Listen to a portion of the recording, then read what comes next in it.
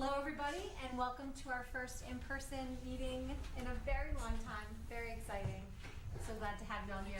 We're going to start with Pledge of Allegiance, so you guys can all rise and pledge as you see fit. I pledge allegiance to the flag of the United States of America and to the republic for which it stands, one nation, under God, indivisible, with liberty and justice for all. All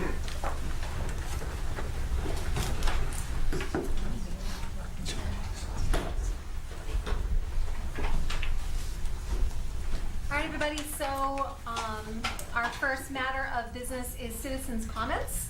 And today we have no citizens' comments, and I don't think we have any citizens here to speak. All right, so we will move on to the next item, and that is the consent agenda. I move to approve the consent agenda of September 14th, 2022, containing the meeting minutes of June 22nd, 2022, meeting number 2, and the warrants of September 16th, 2022. I'll second that. Any discussion? All right, seeing none, I think we can just vote vocally. So all in favor, just raise your hand and say aye. Aye. Aye. Any opposed? Any You opposed? No, I'm not voting. Any abstentions? Okay, so that's unanimous.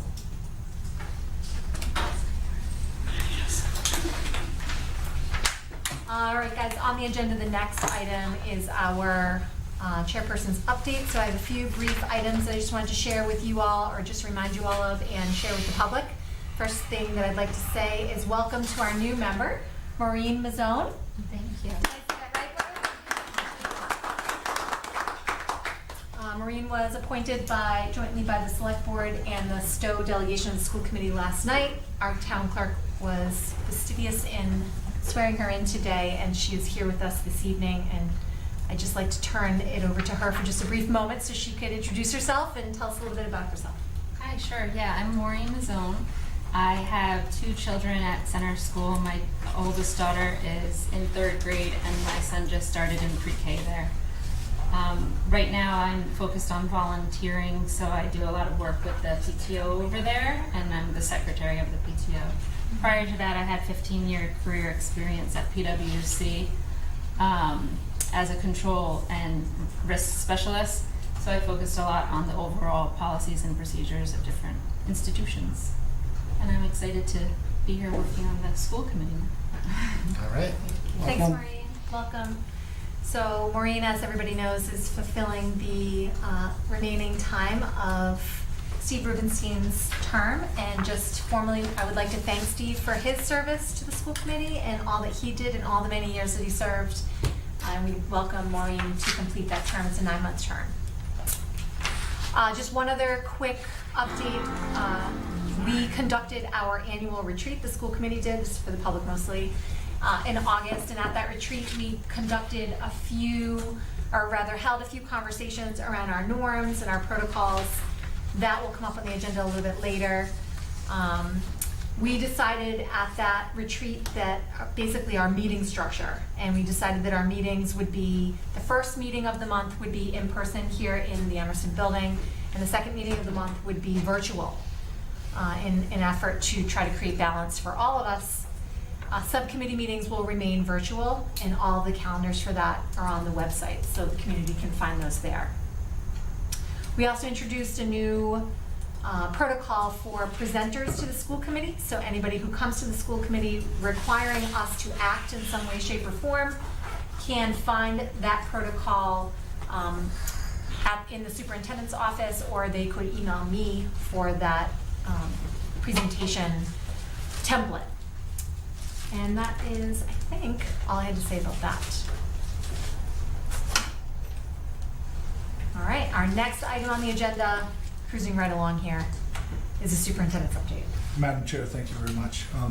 This is a big moment for me as well. This is my first in-person meeting with this school committee, even though we've been working together now for 15 months. So it's an exciting evening for me as well to be here with all of you. you'll notice, I just for context, would like to just sort of update you on how I'm presenting the superintendent's reports to you this year. The opening of these reports will be general announcements, and those are the things that are happening that I want to bring to your attention. And then after that, we're identifying the elements of our work that is tied to the strategic plan, so that throughout the year, you're able to follow the ball on how we're doing specific things as action steps toward the strategic plan. And so that's why the layout of the report looks the way it does. So you will hear from myself, our new Assistant Superintendent of Teaching and Learning, Laura Friend, and our Business and Operations Director as well, Pat Maroney, as well as Ross Mulcairn, our Interim Business Manager, who will at November 1st be filling the shoes of our retiring Business and Operations Director. So you'll see our reports in there, so it's a team effort as we work along here. That being said, let me get started. I thought the opening of schools this year was, it went really well. And when we were planning for the opening, our most important objective is that we start the year with enthusiasm and optimism. And in our early visits to schools in the opening weeks, that's what we have heard from faculty, staff, administrators, students. I think everyone is just so excited to start a regular year of school again. So it's been tremendous. And we used our opening address as an opportunity to talk about the new strategic plan with our faculty and staff.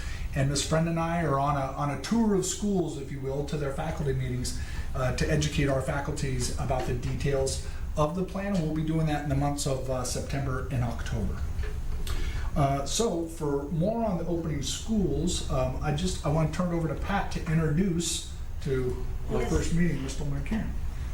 Yes, I'd like to introduce to you Ross Mulcairn. He is the Interim Business and Operations Manager, and he will present the report today on transportation. Thank you. You're welcome. And obviously, thank you for the opportunity. This is my first, I have certainly sat in the presentation seat many times, but this is my first as part of the central office staff. So thank you to Superintendent Downing, to Laura Friend, Alita Masterson, and certainly Pat Maroney, and the rest of the central office staff for a warm and supportive welcome. Overall, we've had a positive start with our bus transportation that's serviced by D-Bus, while recognizing that there's been some growing pains and there continues to be problem solving, and we support D-Bus in solution seeking. We're tracking the timing of specific routes and are going to continuously work to watch the impact of the transportation, or excuse me, the construction in Lancaster on transportation. We've been communicating between our office, the buildings and D-Bus, and obviously my interactions with D-Bus just about daily, and that includes a face-to-face meeting last Friday. So that being said, we're headed in a positive direction with our solution seeking, and D-Bus understands our want to make sure that we have solutions not just figured out as soon as possible, but they last, and we not continuously look to make any changes, but we make changes and they stick. So. In addition, some work that has gone on this summer is we did, as you know, submit the educational plan and design to the MSBA, and we received first comments back on that, and I've been working with our team, and we have returned submissions. So now we're in this volleying process back and forth of defining what is in the strategic plan and the purposes of the spaces that are a part of the comprehensive report. So I'll be working with the school building committee on more specifics about that, but I just wanted to update the general committee about the work that we've been doing with MSBA. So that's moving right along as scheduled. I also want to bring to everybody's attention a reminder, of which I know, Madam Chair, you're well aware of, as we've discussed it. We came to an agreement with the NREA last year that we would do interest-based bargaining training, which we did in May. And right now, NRA President, Mr. Gavini, and Ms. Stoika are working on getting a schedule put together for us so we can begin the process of negotiations. So, Madam Chair, you want to make sure your negotiations reps are put together, and then we'll have some times to come together to prepare for that. And next, I want to come back to Ms. Mulcairn, Mr. Mulcairn, to update you on the new 30B regulations. So without getting into too much of the weeds on 30B, it's essentially the oversight of public procurement, so that's spending on services and supplies, which is our major area. The change in the threshold that they've identified that's upcoming based on Governor Baker's signature of the new act will allow us to decrease some of the workload that has previously been associated with certain thresholds, so we're not necessarily having to do a full invitation for bid or to do a full request for proposal for certain areas of our work. And we identified that there may be some opportunity to capitalize on that and decrease our sort of like challenges or complications with those processes and have a more efficient solicitation for quotes to support our strategic plan and a lot of the work that's going to happen over the next 5 years. So next, we're on to some things that are specific to the strategic plan. I want to talk a little bit about our website redesign, which is squarely in strategic objective number 1. We did have a redesign update this year, and I know even still today, we're working on some nuances, some adjustments and glitches that naturally come with the changing of a platform. Well, I shouldn't say that, an updating of a platform as opposed to changing. But I also want to let the committee know that we're not stopping at a redesign of our current webpage. We are looking for a comprehensive communications solution for all things Nashoba. And so Ms. Friend, along with Suchi, our technology manager, Mr. McCarron, myself, we're studying those solutions. I look forward to later coming back in the year and updating you on what we're learning, what we're finding out, and what our proposals are going to be moving forward. Then next, a little update on communications as well in the strategic plan that we want to improve, and we want to get aligned across schools. We developed a new method for getting that out that you've probably seen now, and it's called the Common. We took that from really that idea that came out of strategic planning, that we all have these commonalities between the 3 towns, common experiences, common core values. And so that's the Common. That's where you'll be seeing the weekly updates from the superintendent's office, tangential to all the departments within the central office. But we also have places that link back to the other school communications, so that if people are receiving the superintendent's communication, they can go to any school communication in the Nashoba Regional School District. And all of us are now using the SMORE application to design our templates so that we have all the translation services available that are needed for families that whose primary language is other than English. So I think our efforts in aligning and combining our communications strategies school to school continues to just get stronger and stronger. With that, I do want to take a moment to formally introduce Ms. Laura Friend, our Assistant Superintendent of Teaching and Learning, and she's going to update you on a few of the topics coming up. Thank you, Superintendent Downing. It is an honor and a privilege to sit here with everyone this evening. I know I've said before, but I'm so passionate about Nashoba and committed to our district and our staff and our families, and most importantly, our students. It really is an honor and a privilege to sit here with all of you this evening, so thank you. I'm excited to share some updates relative to our strategic plan, which is well underway. Our work is well underway, and I was looking at the calendar. We're, I think, 3 weeks into the school year, and it's exciting to see that our work is well underway. So with that, I would like to share and announce, we're thrilled to announce and welcome 2 new curriculum directors to the Department of Teaching and Learning, and they have hit the ground running. Courtney Philbin joins us as our new Director for Math and Science. She joins us from the Acton-Boxborough, where she served as a STEM coach. Prior to serving in Acton-Boxborough, she was a math educator in Newton. Laura Padgington is our new English and Social Studies Curriculum Director, and Laura has been an outstanding educator within the district for over 20 years. Both Ms. Philbin and Ms. Padgington are incredibly passionate, collaborative, hardworking, committed and recognize the importance of creating high quality, rigorous, relevant, and engaging experiences for our students.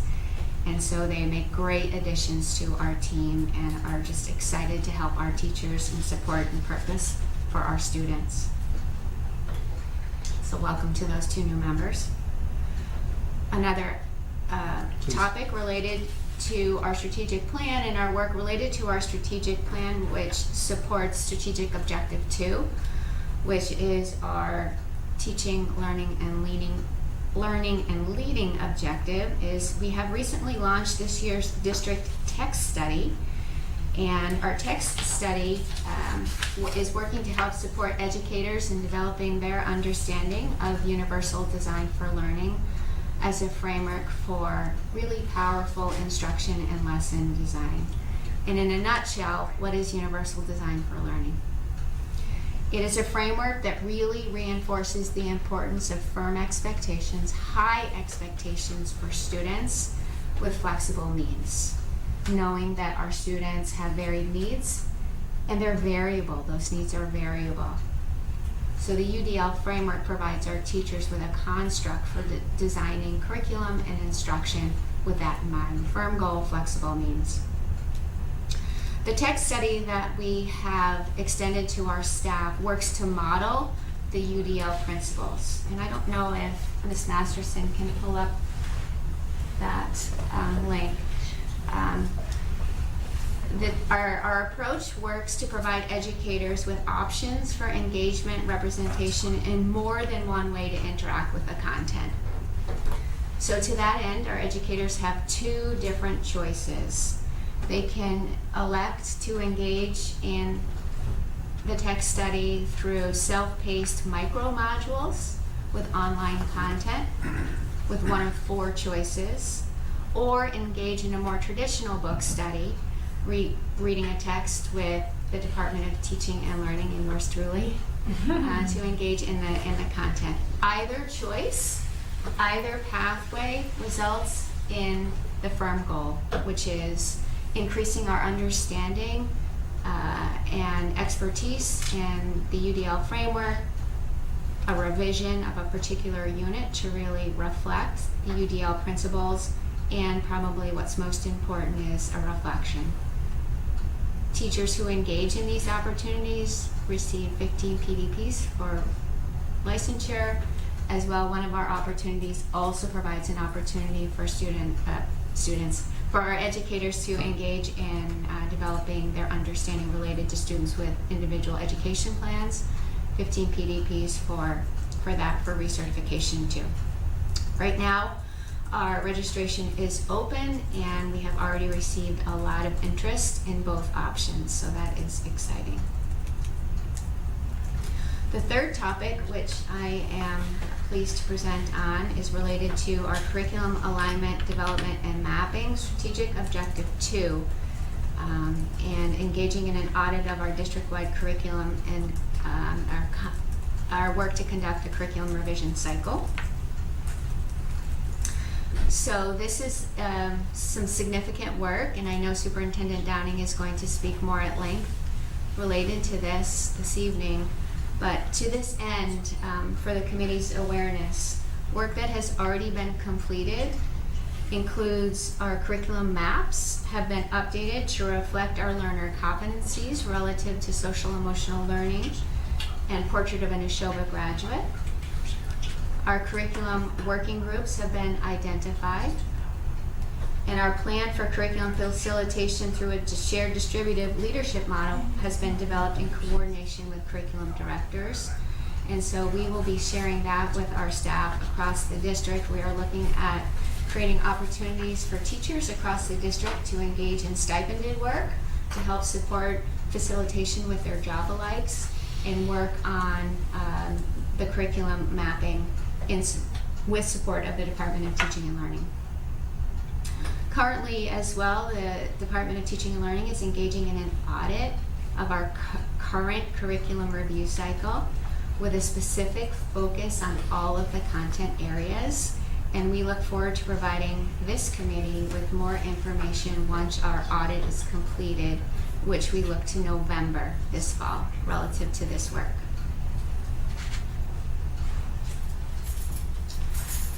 Supporting our strategic objective number 3, and that is our objective relative to culture and belonging.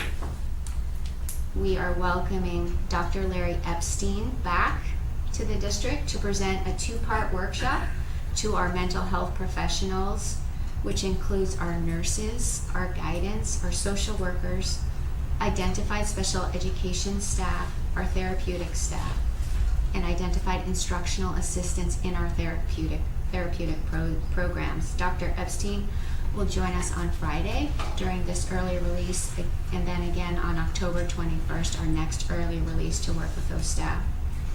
Dr. Epstein already presented this 2-day workshop to the leadership team in this summer. He joins us with extensive experience as a clinical instructor in psychology at Harvard Medical School, and he was the director of Think Kids at Mass General. He will provide specific training for our staff to help them deepen their understanding of interaction strategies and strengthen the social emotional learning foundation that the district has built with our staff over the past 3 years. Later this year, Dr. Epstein will return to work to provide direct consult with direct teams and present a workshop for parents and community members, and we're really excited about his return. He's wonderful. Great, Ms. Friend, thank you very much, and commend you highly, particularly for the design of our book study. As we are trying to live what we preach when we talk about universal design for learning. So as adults, we should be learning through the same philosophy that we're asking our teachers to teach our kids. Can I add one Yes. one component? I had made some assumptions around which option would be the more popular option, and I know better than to make assumptions, because my assumptions were wrong, and it's shaking out that it's an even split. So, note to self, we can't make assumptions about what the needs of our students are. So we reflect on that as a team, and we presented those options, and we're getting even feedback, which is nice. Madam Chair, the last item I want to talk to you about tonight on topic 7 is relative to the strategic plan and initiatives that are actually not in the strategic plan, but I've highlighted them in yellow in your documents because we believe these 2 initiatives we need to add to Domain 4, Human Resources, Facilities, and Finance. As we were doing, had our workshops and planning sessions over the summer, we realized that in our discussions in the strategic planning conversations last year, we didn't talk about 2 things. And one of them is continually to be proactive regarding school safety. We all know of the tragic events that have continued to happen in our schools across the country, of which Uvalde is the most on our minds recently. And so we did meet with local law enforcement of all 3 towns this summer. Nurse Gilbecki is also our safety officer for the district. And so we continue to work on those plans. But we think it's prudent to add an initiative to review school safety protocols and develop priority actions for the district and each school.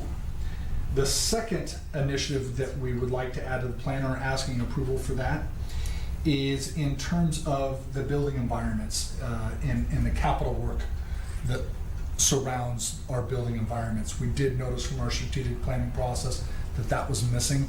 I believe strongly it needs to be there on a regular basis so that we are accountable to not just through our regional agreement, but also our strategic plan and how we monitor, track, and plan for capital improvements and capital maintenance within our district. So I am asking the committee to consider those 2 issues to add to our strategic plan. I think it's good practice that if we add substance in terms of objectives or initiatives to the strategic plan, that we should bring it before the school committee. The action steps is something we all develop as a team, but if we're going to be adding those initiatives, I think it would definitely, we would want the support of the school committee in doing so. So we don't have to take that action tonight, we can certainly put it on the next agenda. And at this point, I'll just leave it to you for questions. So if anybody has any questions with the superintendent's report, any part of it, let us know now. And I know it was long and dense this time, but we did a lot of things, and I just thought you all needed to know about it. So There's clearly a lot happening yes. here in these short weeks. Maureen, I do have one question. The Dr. Larry Epstein, will that be spread out across all teachers at some point, or is it just going to be the specific ones selected at this time? So we are working to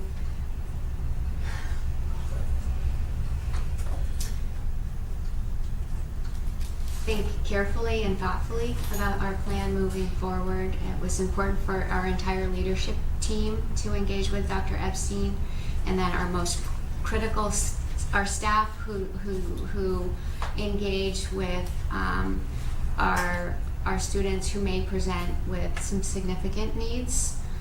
With that, the practices that Dr. Epstein brings to us are great for all students and great for all of our relationships. So we're exploring the idea of what the next step is with him. I will tell you that our leadership team already is modeling and engaging with the practices that they've already heard from him, as well as I know that when he shares his presentation with our mental health professionals during these upcoming early releases, that it will spread as well. And we're excited for him to work with direct teams and as well present to our community. So we're working on it. He's wonderful. Great, thank you. Madam Chair, if I can add to that as well. Ms. Mazzone, I think, Mazzone, thank you. Another piece to it is the consultation hours that Dr. Epstein will be working on after the presentations are done is intended to strengthen and build capacity in our mental health professionals and practitioners so that by the conclusion of the school year, they can feel expertise that will then grow in the work in our schools. Got it. Okay, thank you. Any other questions or comments?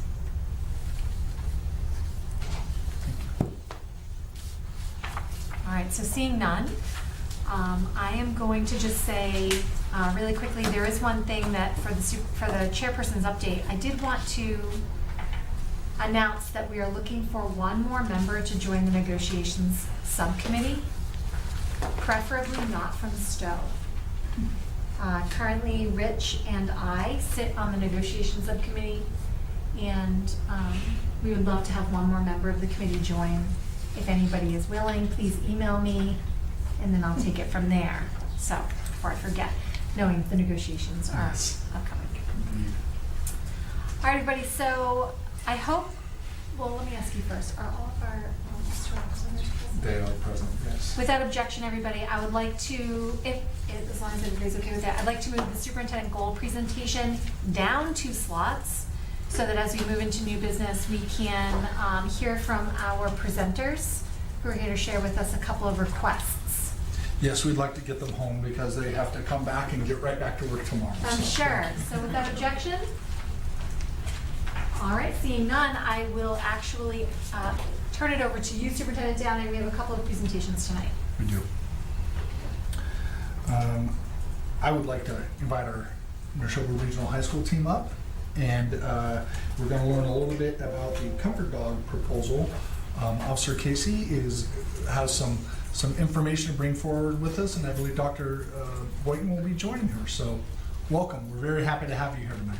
Thank you. Yes. Oh, excuse me.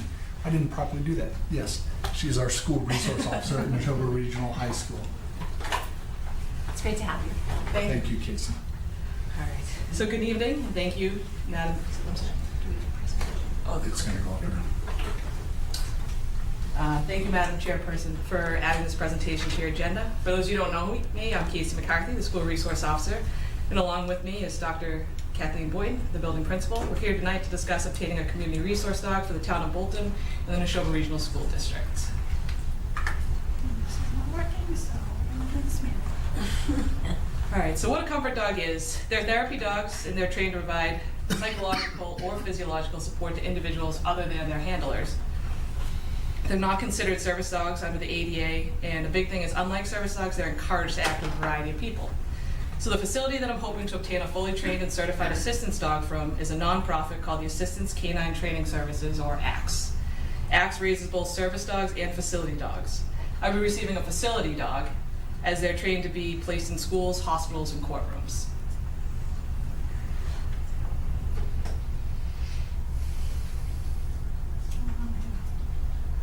So the mental health impacts in school settings. Comfort dogs offer students an opportunity to relax and unwind. They allow students to feel a stronger sense of belonging, lessen anxiety, reduce the feeling of depression, and the reduction of stress. So our mental health crisis at the high school alone has exploded exponentially. While our enrollment has declined since 2017, our students in significant mental health crises has tripled in the 2021-2022 school year alone. No matter how many social workers, guidance counselors, and adjustment counselors we have available, sometimes the students and staff just need a moment to refocus their thoughts. Going back to the reduction of stress, everyone has stresses in life. Some people suffer from generalized anxiety, while some have anxiety triggered by school-related factors.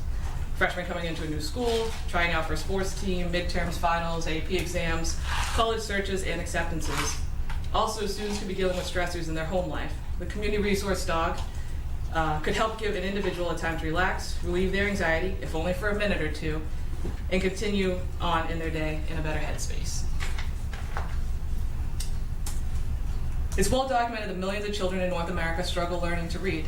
Out of those millions of children, 21% of adults read below a 5th grade level. So according to a 2017 study, it was found that reading to dogs increased self-confidence, oral fluency, and overall motivation to read. Stress disappears when reading to dogs, since dogs will automatically become a trusting friend who will listen to them. Scores on testing oral reading fluency increased after reading to a dog. Tracy Landry, our school librarian, used to coordinate with Pets and People to have Georgie, the golden retriever, come to school. George would work with our English language learner students to practice their reading out loud. Many of our ELL students were much more apt to read to the dog because the dog helped reduce their anxieties and was a non-judgmental audience. Recently, we had our first visit from Tufts Paws for People. Tracy told me how our students in the therapeutic program really benefited, and the students who were usually reserved came over and were talking to and petting the dog. Tracy explained how she saw an immediate change in the atmosphere in the room. So over the past 6 years at Nashoba, I've helped with approximately 8 RAD simulations. For some students, this can cause anxiety or trigger trauma or difficult emotions. And out of the 40 to 60 students, typically 2 to 4 students will go to guidance to talk with their counselors, as we have limited resources in the simulation to de-escalate the student. This past simulation, we had multiple girls get overwhelmed. Students who were overwhelmed exited the simulation, they ran over to Dusty, Harvard PD's assistance dog, and they hugged her, they cried into her, and they talked to her. When I asked if they wanted to go to guidance, all say they just needed more time with Dusty to compose themselves before going back to class. After the simulation was completed, I checked at the end of the day, and not a single girl sought out further support. So this freed up resources, but more importantly, it gave the girls a sense of empowerment and helped build resiliency. For the impacts of the individuals on the autism spectrum, studies have shown that individuals with autism will engage more with animals than toys and other objects. There's an increase in social behaviors, a reduction of problem behaviors, and enhanced feeling of trust. So these photos up here, this is a photo of Dusty, the Harvard dog, and it's comforting a child with autism. Detective Fortunato of Harvard PD worked with this individual with sensory excesses. Over time, he learned to trust Dusty, and the child is now able to pet Dusty without his gloves, and he has become more willing to tolerate further sensory input. So this timeline represents the quickest that a community resource dog would be ready. At this point, ACTS is still training their current dogs, which are the ones in the corner, to be service dogs, and they'll be tested in December when they turn 1. The number of dogs that meet the criteria to go on to become service dogs will be a major factor in how soon or accurate this timeline is. If I was to apply today, it seems possible to be matched with one of these puppies for the 23-24 school year. If they don't make this round, it would most likely be the 24-25 school year. For the financial implications, the dog itself, because it comes trained and socialized and has passed all of its tests, is a $5,000 dog. Up front, all of that I plan to fundraise. There is a $2 million general liability insurance that I have a quote for $865, and veterinary services are extremely expensive. but I reached out to Dr. Foster's in Shepherd's Veterinary Clinic in Boxborough, has volunteered to sponsor a community resource dog for the district, should it be approved. And upon speaking with Detective Fortunato, whose Shepherd's also sponsors her dog Dusty, she stated there's been no reported veterinary costs at this time, so that's a huge opportunity in savings. To go over some common concerns with allergies, according to the medical records from last year, there was only one student with a non-life-threatening allergy to dogs, and in the case that the students are allergic, we can certainly keep the dog at a safe distance. For the kids that are afraid of dogs, this is our second year with a service dog working within the building, and as far as I'm aware, we haven't had any issues. The community resource dog would be just another tool in the toolbox, so no student would ever be forced to interact with the dog. And for fear of aggressive uniforms, these are actually the uniforms that ACTS dogs wear. All the three at the bottom are from ACTS. So they would be in a vest, and it says, "Pet me, I'm friendly," and it has a gentle leader around its nose. The dogs are all pictured again, they're from ACTS. So in the case where I'm called out for an emergency, and I'm not able to secure the community resource dog in my office, there's several people in the building that have offered to take responsibilities for the dog. So that's the main floor, and then the next one is the second floor. And then here's our current list. They just added one more, I forget who it was, but there was another one added today. That just another police department, SRO, that just got a community resource dog. So that's growing by the day. And then I'll leave this up there. This comes from Lunenburg's licensed independent clinical social worker. And we're ready to Officer Hank, yeah. And I'll be ready for questions. Yes. Who's caring for the dog when it's not at the school? So the Did dog- I miss that part? Sorry. No, sorry. So the dog would stay with me and live with me, and it would be my responsibility if I'm going on vacation to make sure that I have the proper people in place to take care of the dog. It's with you all the time. Yes, And the dog. when you're at school, the dog's at school. When you're home, the dog's at home. Yep. And when On we're on vacation? vacation, dog's on vacation. Okay. Awesome. Yeah, I just want to say I'm really excited about this. We have this in Hudson. Murph is our dog, and I have Officer Krogan's kids in my class, so they talk about Murph all the time.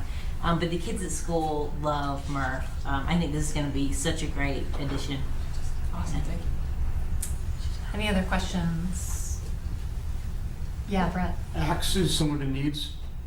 So ACTS and NEEDS actually work together. NEEDS right now, after COVID, they focus strictly on service dogs. Okay. So they shut down their facility. So like Danielle's dog that came from NEEDS, they're not currently out, they're just solely focusing on service dogs. Versus the comfort dog. But some of the NEEDS dogs are up, they kind of switch back and forth depending on who needs what. So I have a couple of questions. Question one, I wonder about sustainability of the program. So it's an upfront investment. You are a school resource officer right now. Perhaps you will be for the duration of this dog's life. What happens if there are changes in personnel or if it's just not sustainable anymore? So I know for financial implications, I know that the chief of police had said that he would be trying to put a line item in the budget to take care of that. I don't have any plans to leave the school at any time.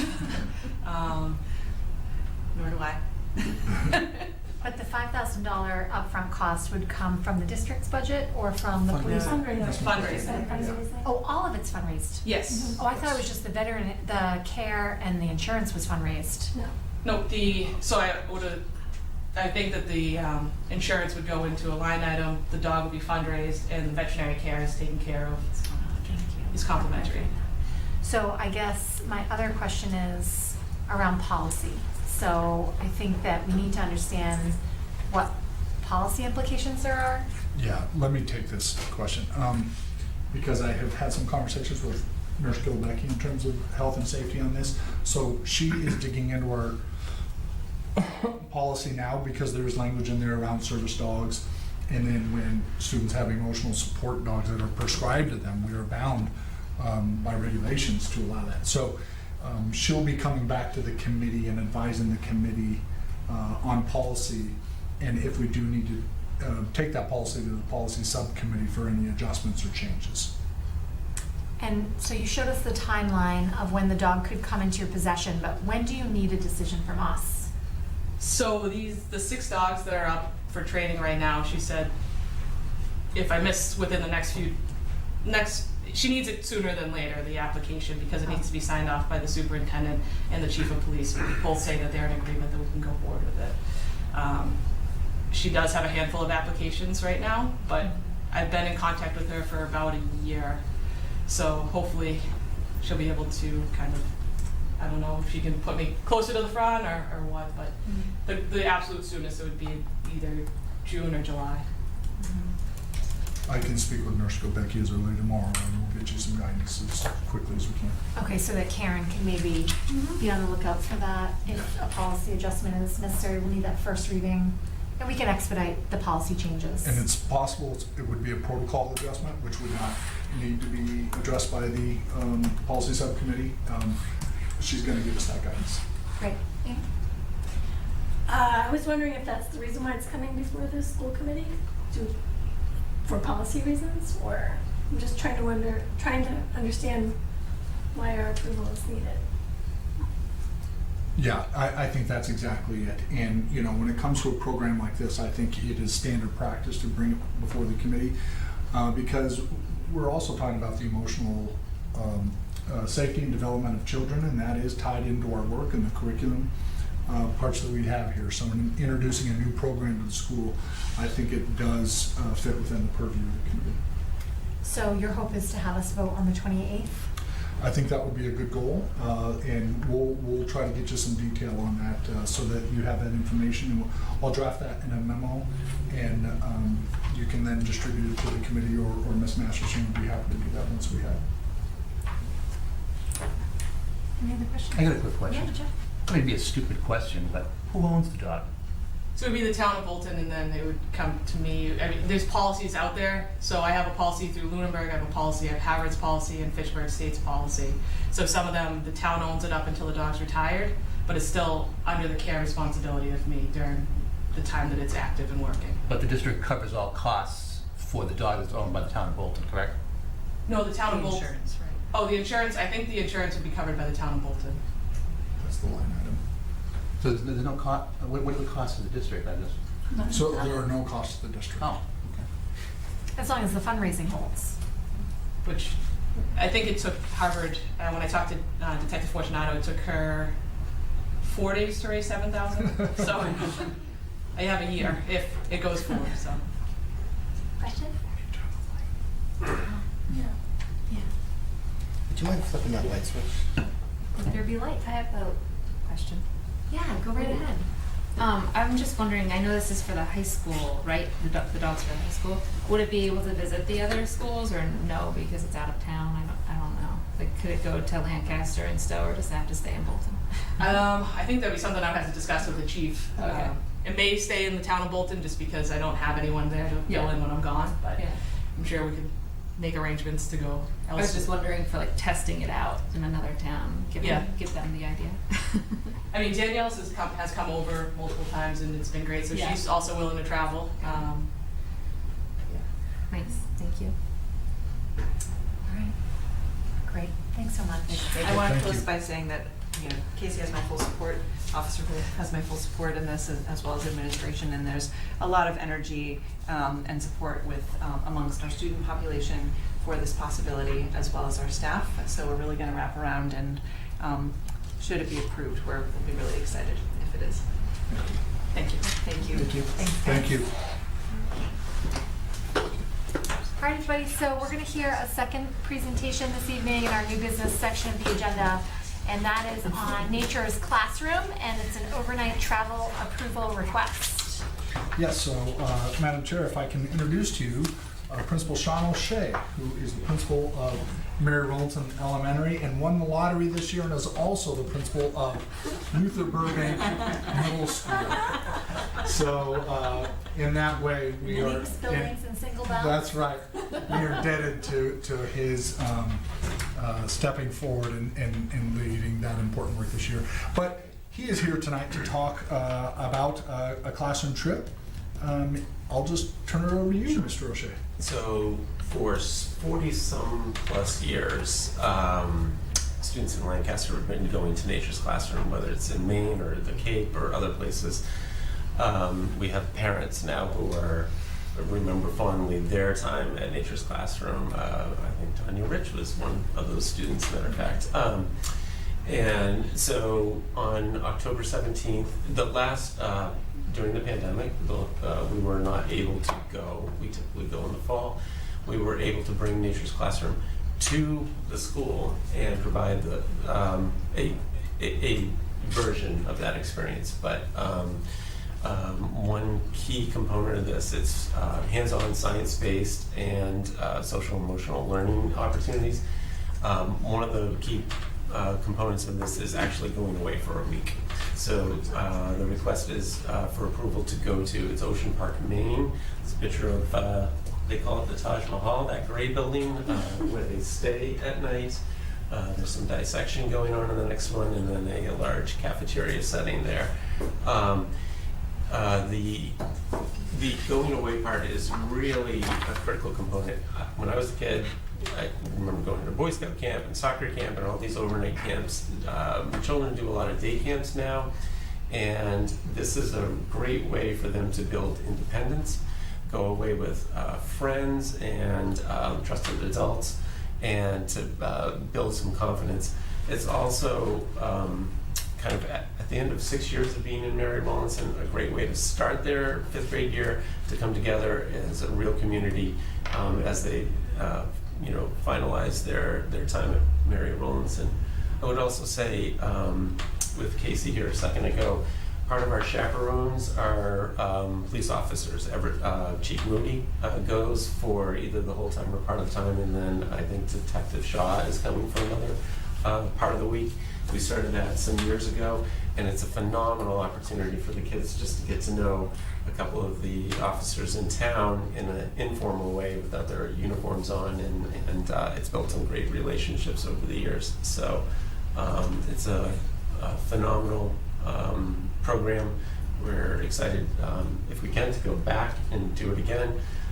I should also say cost is, it's been the same for quite a few years now, about $360 per student, but, and the PTO supports some of that, buses and so on. But there is, no student is left behind, due to financial reasons. There's always scholarships available.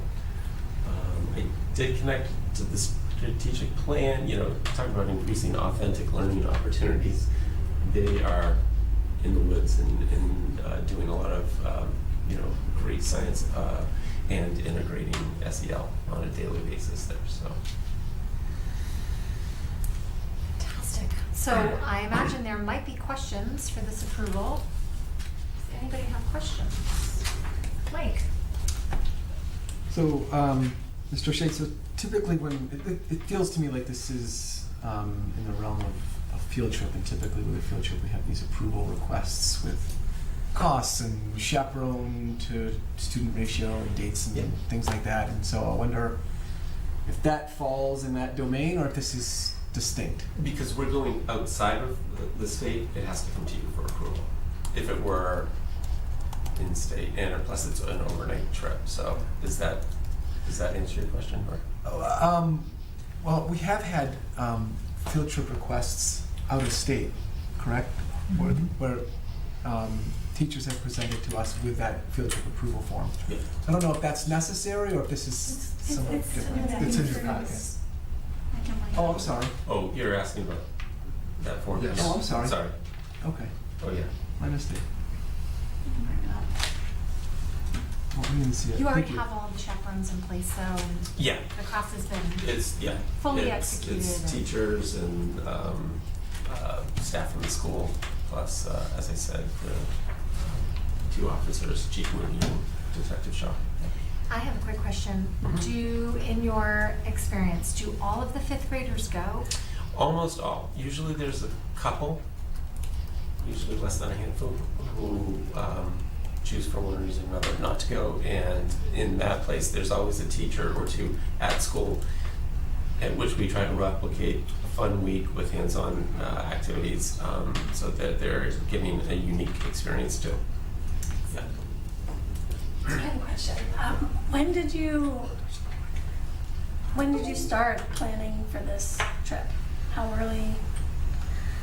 Because I think, it seems like some of these had to require more than a year's notice. And so I'm just impressed that you were able to have this. So typically when we finish one, we start planning the next and hold the time, so Yeah. no other school. Like, this is actually later than, we go the last week of September, but I think some other people got in there, so we're mid-October now, which is fine. But, so it does take a year's worth of planning, but they're really nice. We don't have to put any deposits down for quite a while. So we've been good customers for 5 years, so Amazing.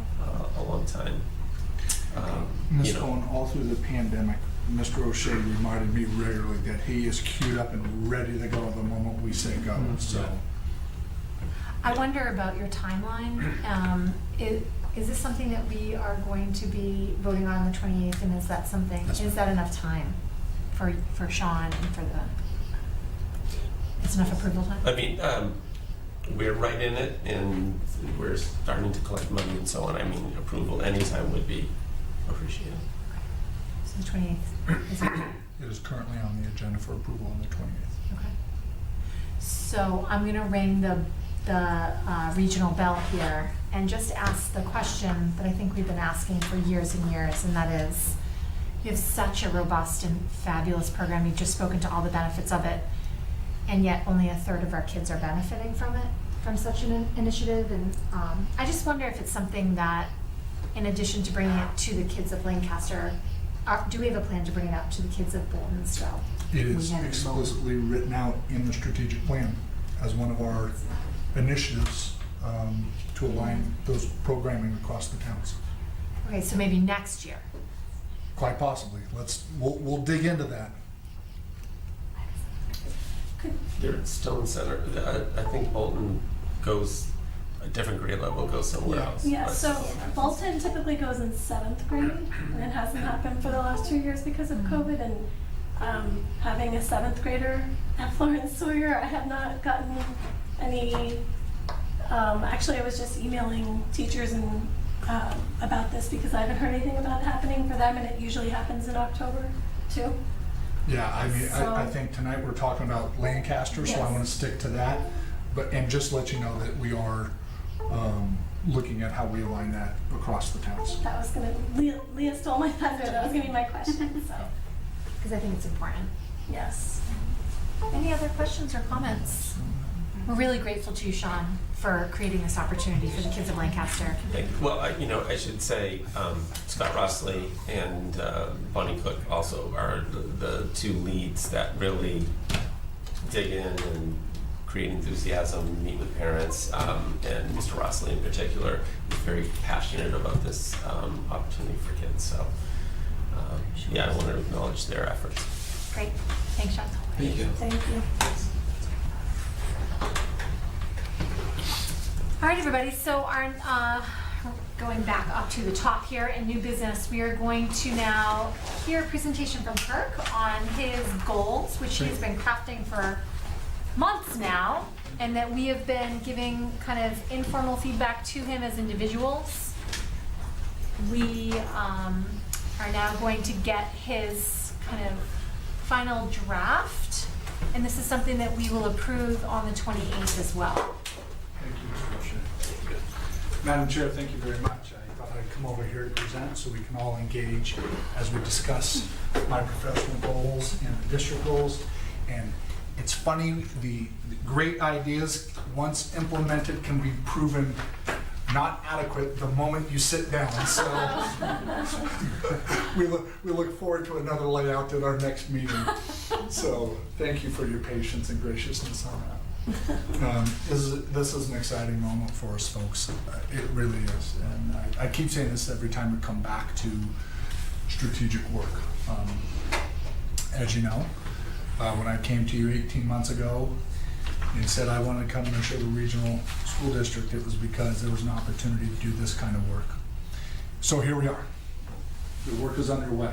And as you saw in the superintendent's report today, we're citing our action steps and the moves that we're making to fulfill those initiatives within our strategic plan.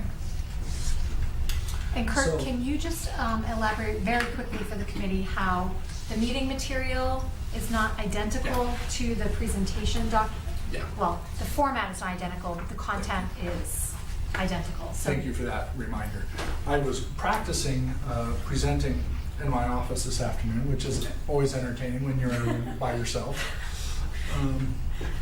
and came to realize I just wasn't talking to this document well. So I took the literal language out of here and just put them on the slides to make them easily viewable.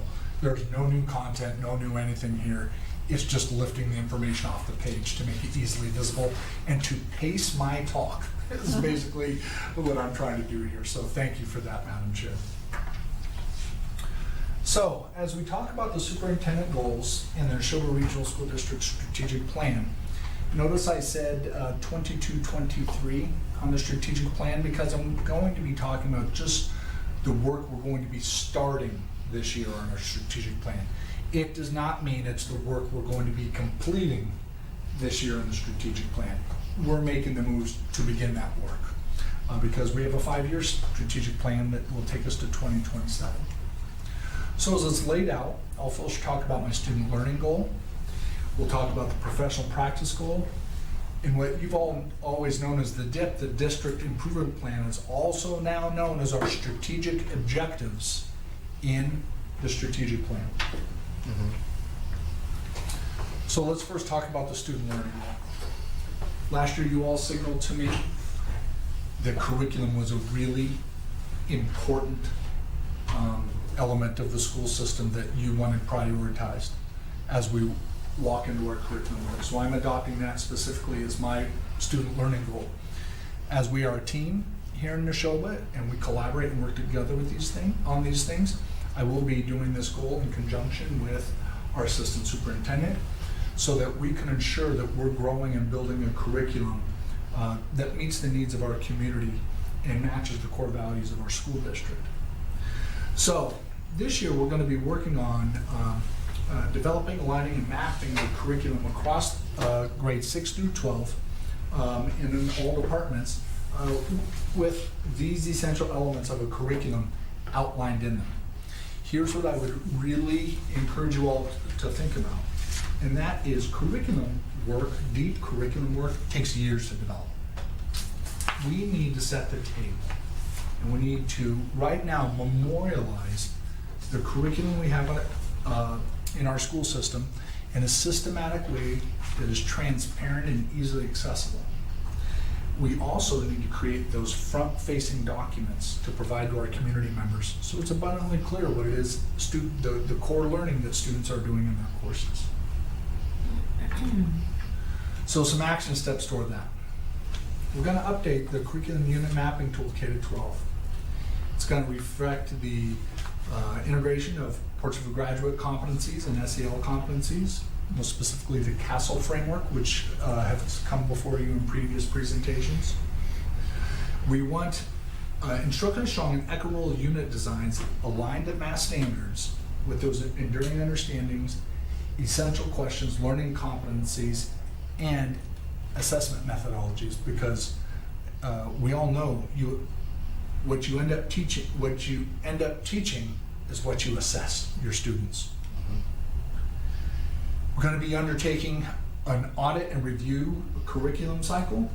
I know you're all familiar that we have a curriculum cycle. This is the moment to update that, refine it, and level set it for future years. We're going to be moving out of a platform of curriculum that we have right now and just moving it into our Google Shared Drive structure.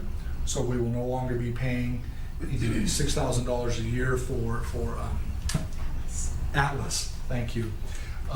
Rather, we'll be using our Google, so that'll be actually a cost reduction in our budget.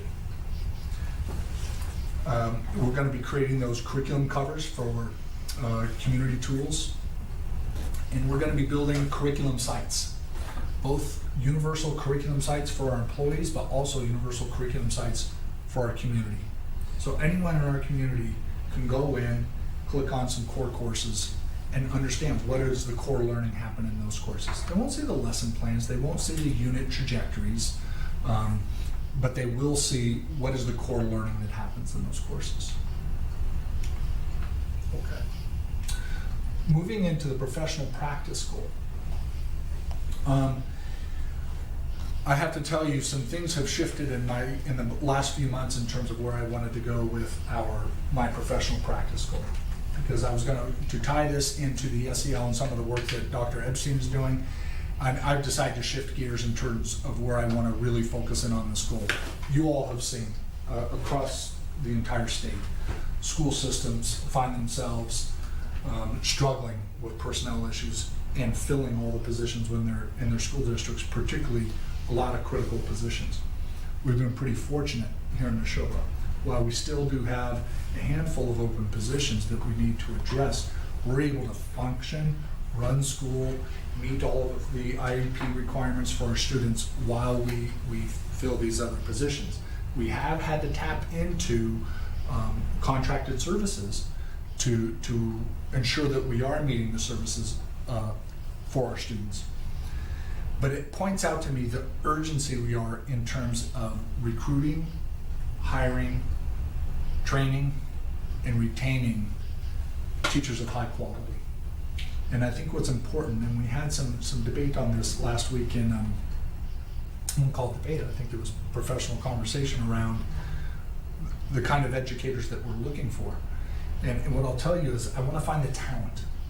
We can bring skills and knowledge to teachers out there, but who are the talented folks that come to education as a calling? And we got to find them.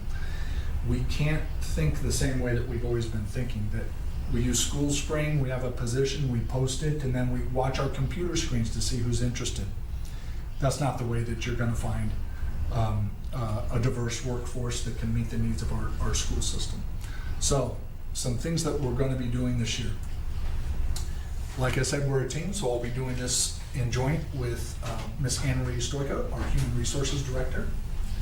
So we're going to update the job descriptions to highlight our desire to diversify our workforce. I will be coming to the school committee at some point because with particularly our central office positions, I want to level set the job descriptions and the titles of those positions as we move forward, just to kind of give you a little heads up to that. For instance, business and operations, I would like to shift to a finance director and go back and review some of those protocols as we brought in the assistant title last year to the budget analyst position. So we're going to review and update, if necessary, Unit A and Unit C job descriptions as we come along the way. I think finding some definition to those things is always helpful. It's a good time to do it because we are in a negotiations year. We need to look at our stipendiary positions and pull some job descriptions there so that we're standardized and everybody is clear about the expectations, even if they're playing an additional role on top of that role, or if they're a professional outside of our school system, but come to us in a fashion, say, like coach a team, that those things are clear. We're going to update the job postings to reflect our core values as they're written in the strategic plan. We're going to be participating in college job fairs for expected graduates. We're looking to create agreements with colleges to bring a pipeline of student teachers into the system in perpetuity. I would like those that are coming early on in their practicum work up and through student teaching, and when we find the most promising student teachers to then enter into the school system, maybe in a residency type position as an instructional assistant, or perhaps even if they demonstrate they have the skills, direct into a teaching position if available. But we want to begin building a pipeline from college to workforce and identify the most talented young people out there to come to us.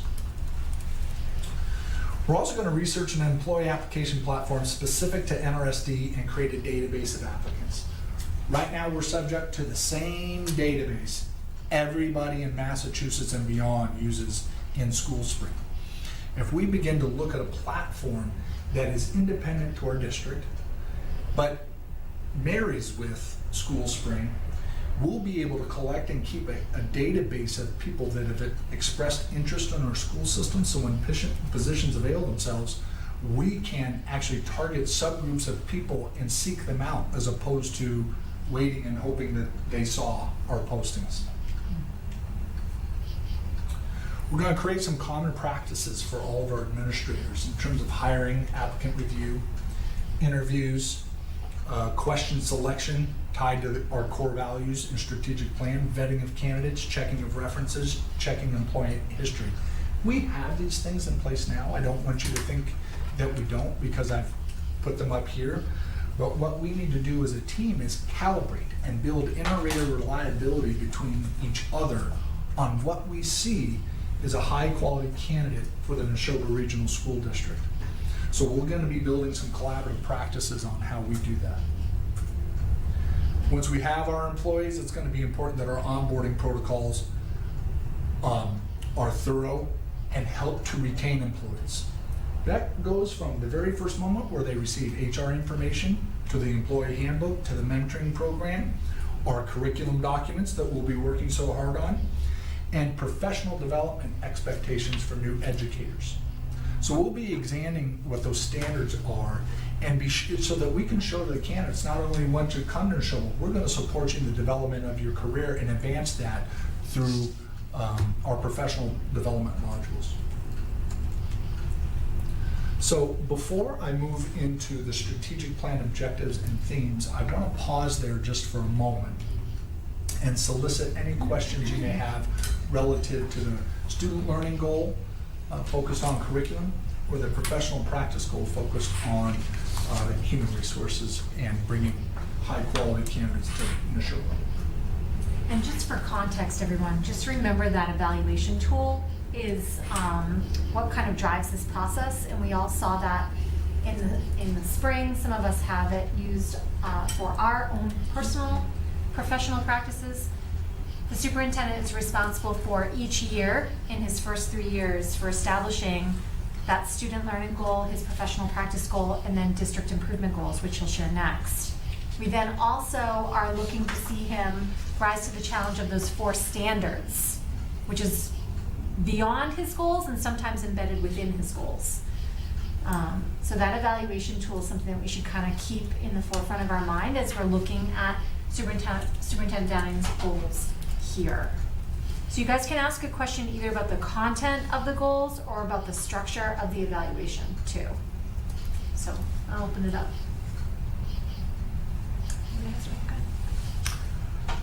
Well, thank you for presenting this. I mean, I know we met a couple of weeks ago and we discussed this in draft form. Yeah.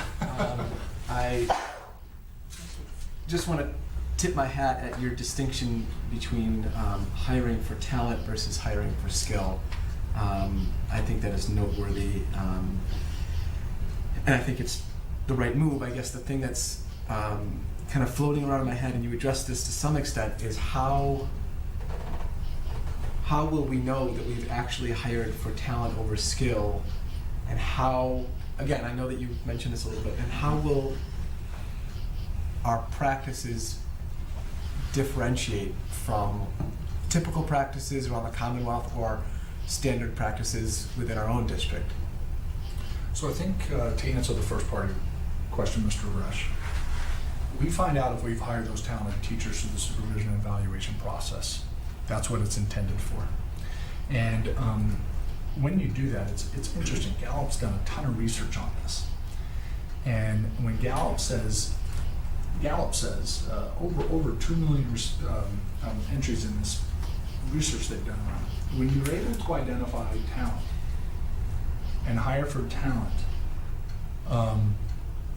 the success of the teacher in completing and coming back for their job after their first year of teaching is much higher, because you can teach them the skills and the knowledge.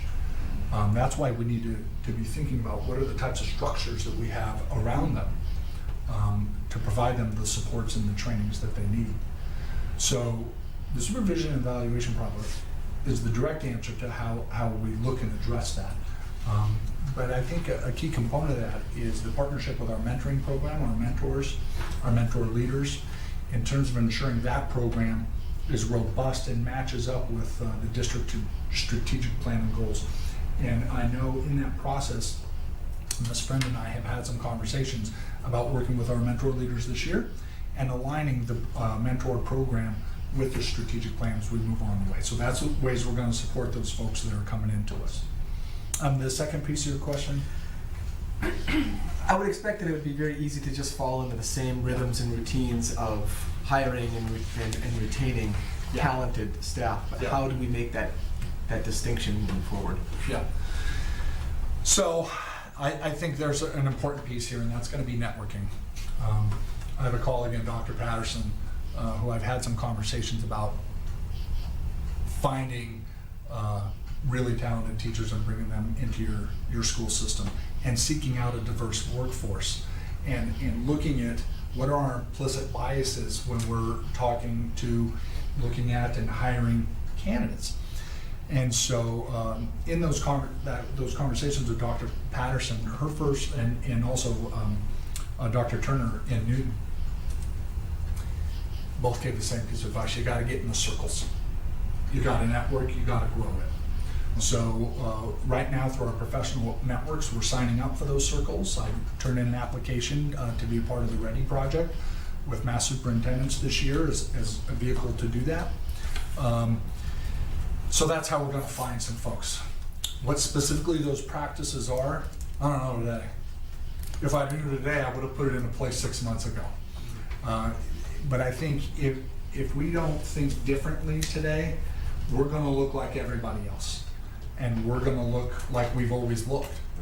And when you do that, it's the Einstein quote of how can you expect a different result if you continue to do the same thing. So mostly my goal here is I want to cast a wide net, the widest net we possibly can, and build the structures that we have in creating common practice with our administrators to thoroughly examine the individuals that we find by casting that wide net to find the best candidates that are out there. Thank you. Oh, go ahead, Karen. I'm just thinking about what you were talking about the teacher evaluation piece, and I feel like that's going to have to be a practice, a common practice. I know it is done.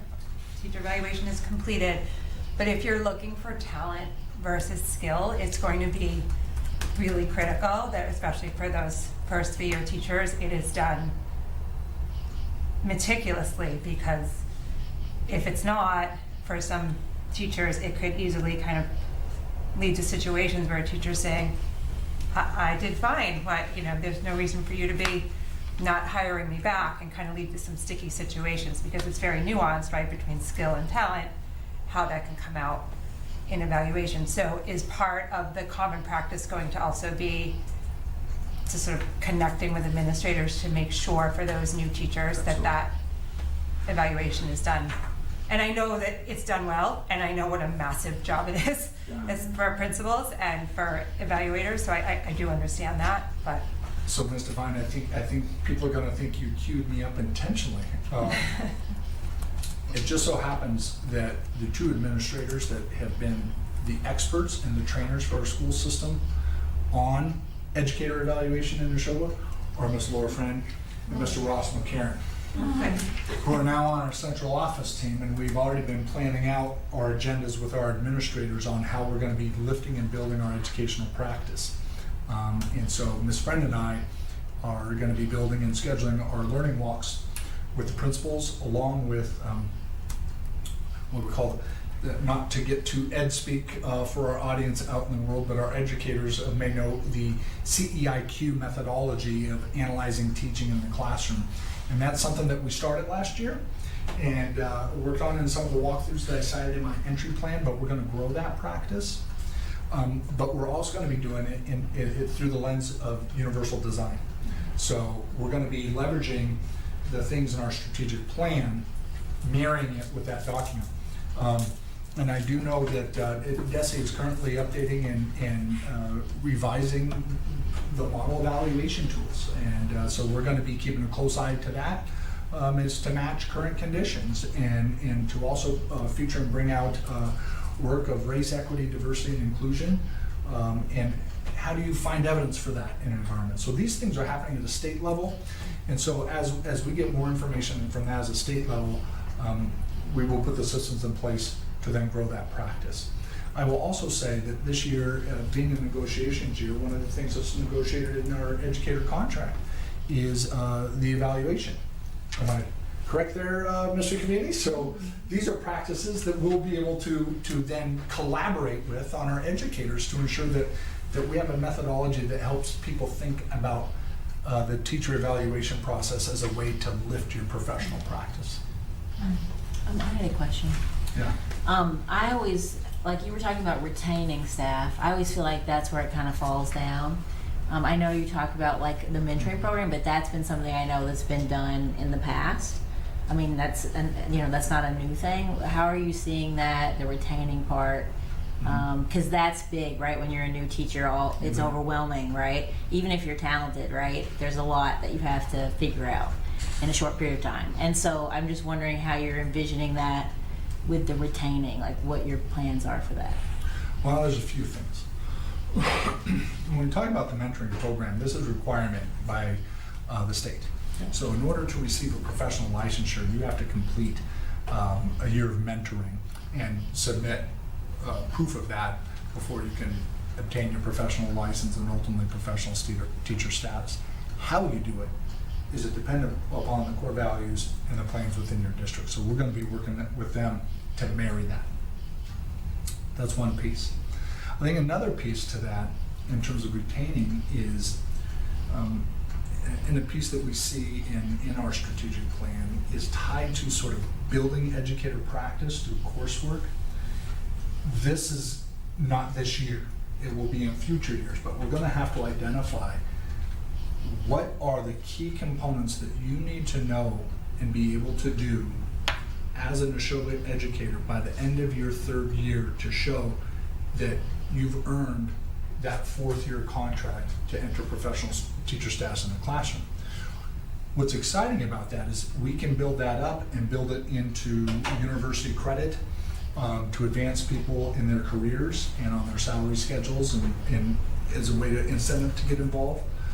But I have to tell you, as I shared with this committee last year, I sit down with every educator we hire and before they start their jobs. And one of the things we talk about before I hand them our offer letter is that notion. It gives me a chance to sell the district on the exciting time that we're in and where we're going, and talk to them about what their professional vision is. And when I get a sense that their professional vision is to be an educator here in Nashoba and put forth the steps that we talked about, I think that's going to help us grow the workforce. So, but it's going to take some work and some time. We're going to build it up. I will say that when I ask teachers, what is it that you're looking for? The first thing they routinely say is quality professional development, job embedded professional development.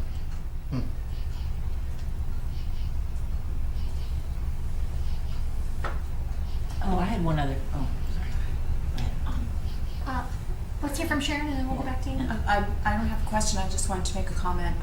This is inspiring, and I especially appreciate the way that you are thinking outside of the box and saying, we're not going to stay with the same, which is School Spring, and that's what everybody does, but we want to grow something unique to Nashoba, and here's a plan for how we can accomplish that.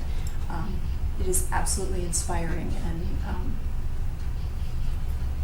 can't add to that. I'm sorry. Sharon. Go ahead, Amy. Oh, I just had questions about, you were talking about trying to look for candidates in different ways. And does that include like looking for candidates outside of the country? I know some school districts are hiring people from other countries, and I know like in our district we were talking about that with one of our foreign language teachers today, and she found out about it like on Facebook through a woman that is the head of world language in our department. So I'm just wondering if that was some of the. I am now. Thank you for the suggestion. Yeah, I think there are some opportunities. There's some complexities with that. Yeah. Because you have to sponsor people with their visas. It would take some approval from the school committee because we take on a liability in doing so. But we'll certainly investigate that question.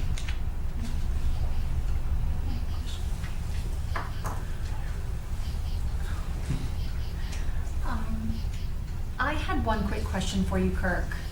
Everybody, I think, knows that I am kind of crazy about curriculum and that tried and true foundation.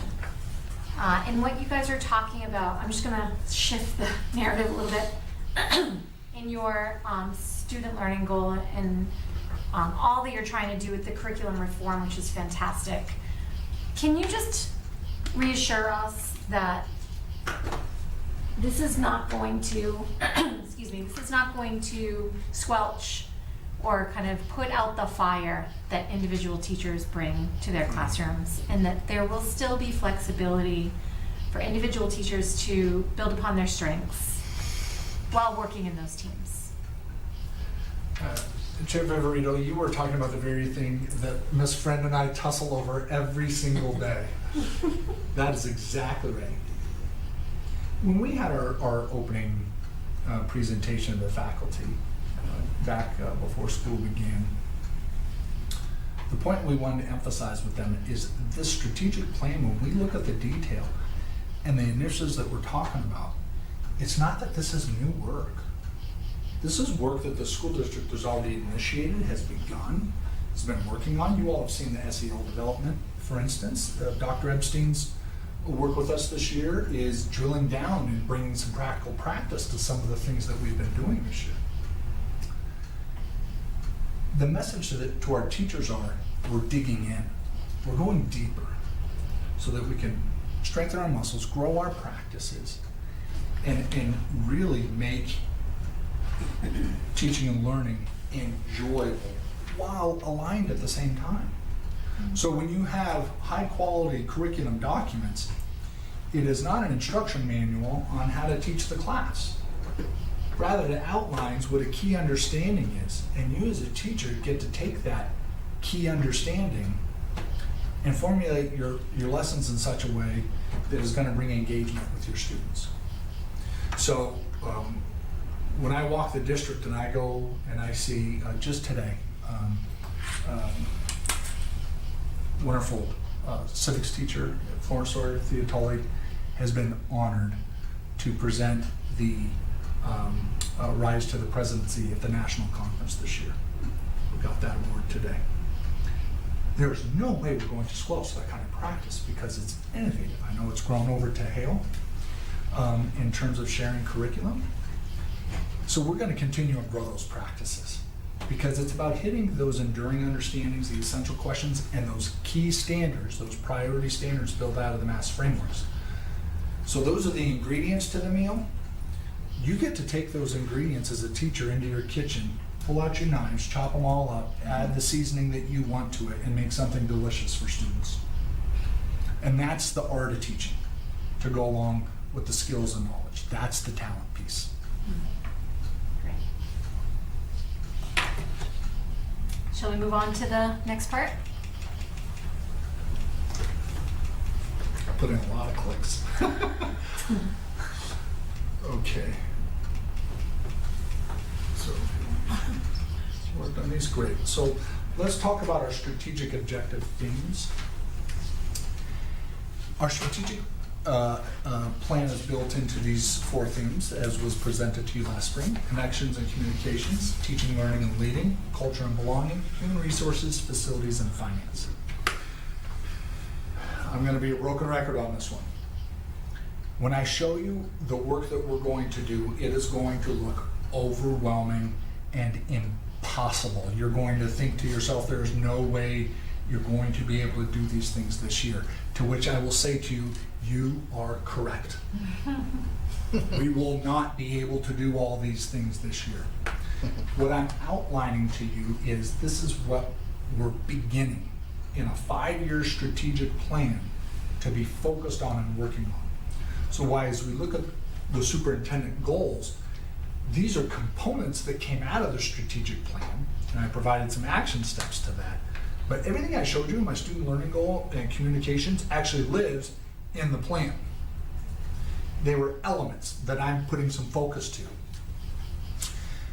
So as we work through here, keep that context in mind because there's a lot. So in terms of connections and communications, and I won't go through a review of reading the detail of these things as you all have had a chance to review it. But the strategic initiatives that we're focusing on is developing those communication structures, the universal access to information, and improve upon communication student progress. Just tonight, you heard about the consistent communication structures and protocols that we continue to work on. You also heard about universal access to information in moving to the SMORE product for all of our communications of family to ensure that we can insert the translation methods to it. So these are all sort of micro steps towards the overall achievement of our objectives through these initiatives. So some steps that we're working on. We have to review these policies, research the best practices, so we can come back and create some policy recommendations. We need to think about how we systematize writing of progress reports to ensure that the data included in each report to improve communications about student progress. So we got some work to do there. This is going to take a while. And we're going to be doing some targeted surveying around our reports on student progress so that we can learn our strengths and learn our deficits in terms of how we can be better in that way. Aligning those student handbooks across all levels. And as we look to connections and communications, we saw in our strategic plan out of the PPS department, some of our families with students on IEPs, some concerns about communications. So we're looking at realigning the PPS department in terms of roles and responsibilities so we can distribute communication responsibilities across multiple professionals in our school district so we don't, if you will, get the bottleneck effect of communication, if you will. So we found that as a real need coming out of the PPS department. So I want all of our families out there who have children on IEPs to know this is a place that we're going to be working on, and we're going to be coming forward with a strategy later this year. In teaching, learning, and leading. Okay, so hang on, there's a lot. So as we think about our strategic initiatives, we're going to be engaging in the audit, developing professional learning community structures, that district-wide instructional coaching model, examining school schedules, leveling of courses, and multi-tiered systems of support are all key items that we're beginning tangible work on this year. You know about some of these things. In the multi-tiered systems of support, you know we've launched Renaissance Learning K-9 now. And that is going to be the assessment backbone of which we build our assessment period of a body of evidence to show student work. You've heard about the auditing process. That will include leveling of courses at the high school level, what the impact of leveling or consolidating would be on learning. Scheduling, we know, has limitations.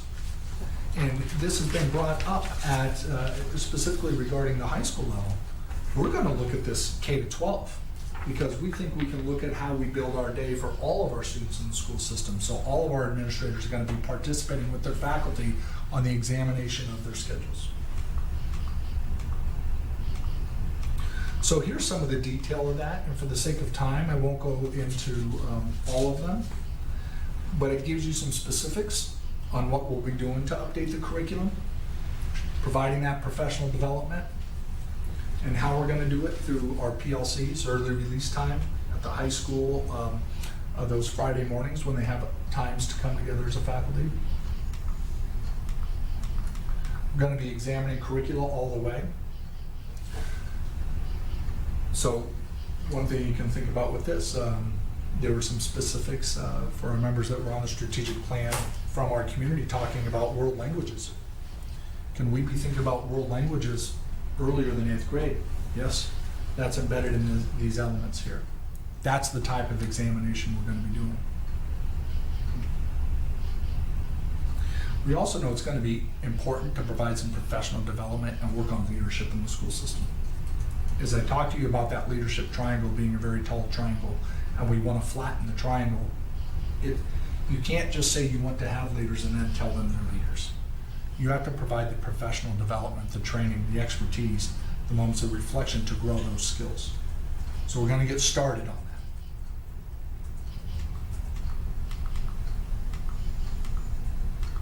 So as we look at our multi-tiered system supports and our RTI model, I think you're pretty well versed on some of the things that we're doing there. Specifically tied to Renaissance learning. And it's important to note that the dyslexia guidelines are a requirement for the school system.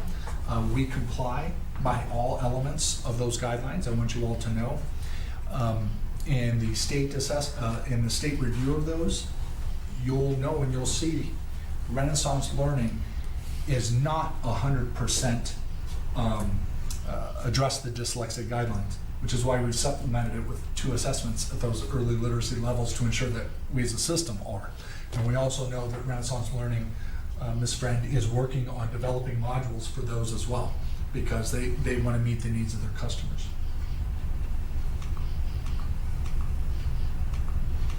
More information about, I think on my initiatives, I got ahead of myself. Do you see why I need the clicker in the slides here, Mr. Haresh? So let's get into culture and belonging a little bit. So as we look at our strategic objectives in culture and belonging, we're going to conduct an audit for equity, diversity, inclusion, belonging, pre-K to 12. We've started those discussions already, and we've talked to a couple of vendors on the types of things that they offered.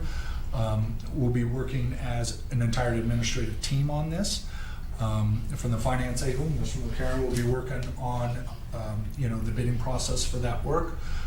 We're going to be constructing teams to participate in the process, so there'll be more to come on that. We'll give you some more detail, but we're just not ready to present that to you today. But we need to deepen our understanding what culturally responsive teaching is. And like other things, empathy is a key value and a key competency in our school system. Culturally responsive teaching is about developing empathy to understand the students in your room so you can match your teaching structures to that. We talked about our social emotional learning that we're doing with Dr. Epstein, and that systematic approach to social emotional learning that creates equitable learning conditions wherein all students can practice their skills and build those competencies. And this one, grow a pre-K to 12 Nashoba identity. This one, I have to tell you, I'll be completely honest with you, I don't have a long list of action steps on this one. Because you know what? To build a pre-K to 12 Nashoba identity, the action steps need to grow and be developed by our entire school community on how to do that. We can facilitate that work. And we can do that in collaborative ways. And one way that we know that we're building and doing that now is engaging our high school with our middle schools early in the school year so that they know and can see what's happening at Nashoba High School. As Aylin said last year to all the students on their visit day to the high school, he asked them what their mascots were at their schools, and he finished up by saying, "You're not any of those anymore, you're a wolf." Right? And that was his way to say, "You're one of us." And so we need to grow that, because a lot of the conversation that we had is oftentimes in our system, and it's by nature of the function of our schools and where they reside, is they're really tied to the town that they live in, K to 8, and then have to come over and almost like start in this new school system in grade 9, right? We want to try to figure out what are the things along the way that we can grow that Nashoba identity early on.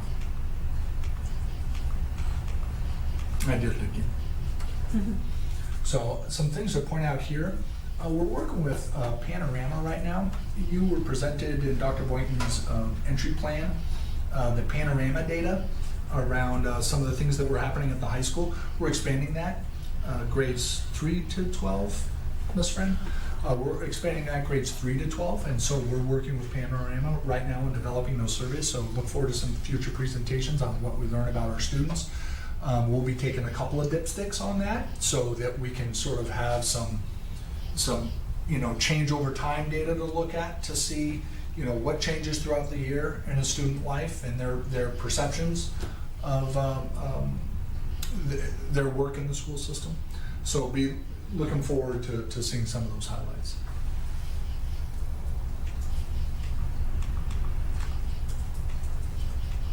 And I think we've talked about the SEL approaches and developing that our child study goal attainment process. So one of the things and why it's in this culture of belonging is as we look at a common tool around goal attainment, it's that notion of for each individual we can think about where are you today, what is the desired place for you to be, and what's our plan to get you there. And so we're going to build that into the culture of our RTI processes along the way. Looking at restorative practices as well, and I know that we have some educators at the high school level that are excited about this work and can be some of our lead learners in bringing that work to our school system. Celebrating the success of all students and promoting those unified activities and grow the programming. I have to tell you, this is a great way to grow a Nashoba identity, is getting involved in the unified programming. We've had great success with it at our high school level, moving into our middle school level, and we're looking for ways to continue to grow that. And finally, coming into human resources, facilities, and finance. I talked a lot last year about building that distributive leadership across the school system. I've charged Mr. Mulcairn with doing the staffing analysis across our school system to find out where are those places that we can look to achieve some of the objectives that we're trying to achieve right now.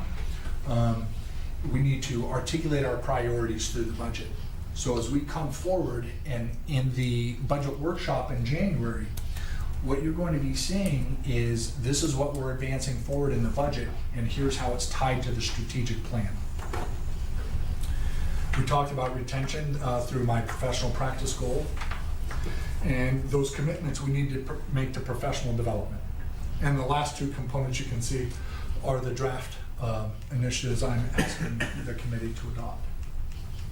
So we are entering into negotiation years so we can look at those principles and build good partnerships. I'm so excited that the NREA is going to partner with us this year in interest-based bargaining as a collaborative methodology for us to put our interests on the table and find out if we can find those mutually agreeable solutions to the interest, as opposed to traditional bargaining where it's sort of one force against another force and you find the middle ground. I thank the NRA for their participation in doing that as well. So I mentioned the job descriptions and the titles. You'll see some of the things in my professional practice goal in here as well. Some things we want to do as a school system. We honor our teachers through some service awards, 5, 10, 15, 20, 25, 30 years at the beginning of the year, as well as achieving their professional status. We need to do a better job of that. We need to honor the educators that are out in front of kids every single day.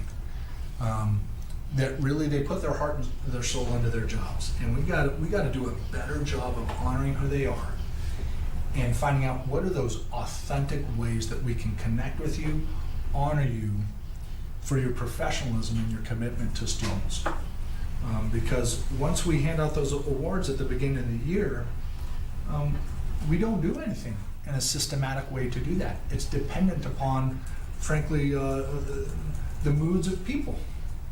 And we need to step away from that and look at how can we really do that.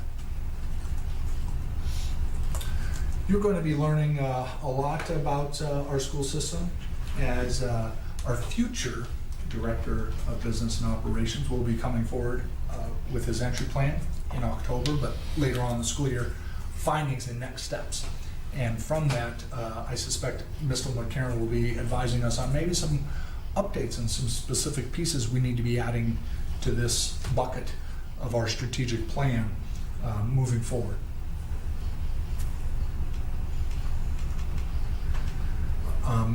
We really want to build the website presence of the finance department with our communities and get out there as we all collaborated last year, not just on the budget workshop, but we focused in on really trying to build understanding our community on how the assessments are crafted. We need to be archiving, putting these things into places along with the video accompaniment. So if we have people in our community that need them, they can access them easily. I spoke with a resident in Lancaster just last week that was looking for the documents that I brought forward and the presentations I brought forward to the Budget and Warrant Subcommittee last year. Happy to supply them. And the comment was it was educational, informative, and is going to give him a chance to talk to his town around these things. So I think we're going to do more of that. So I'm excited to see that that's going to be an action step within our facilities and finance.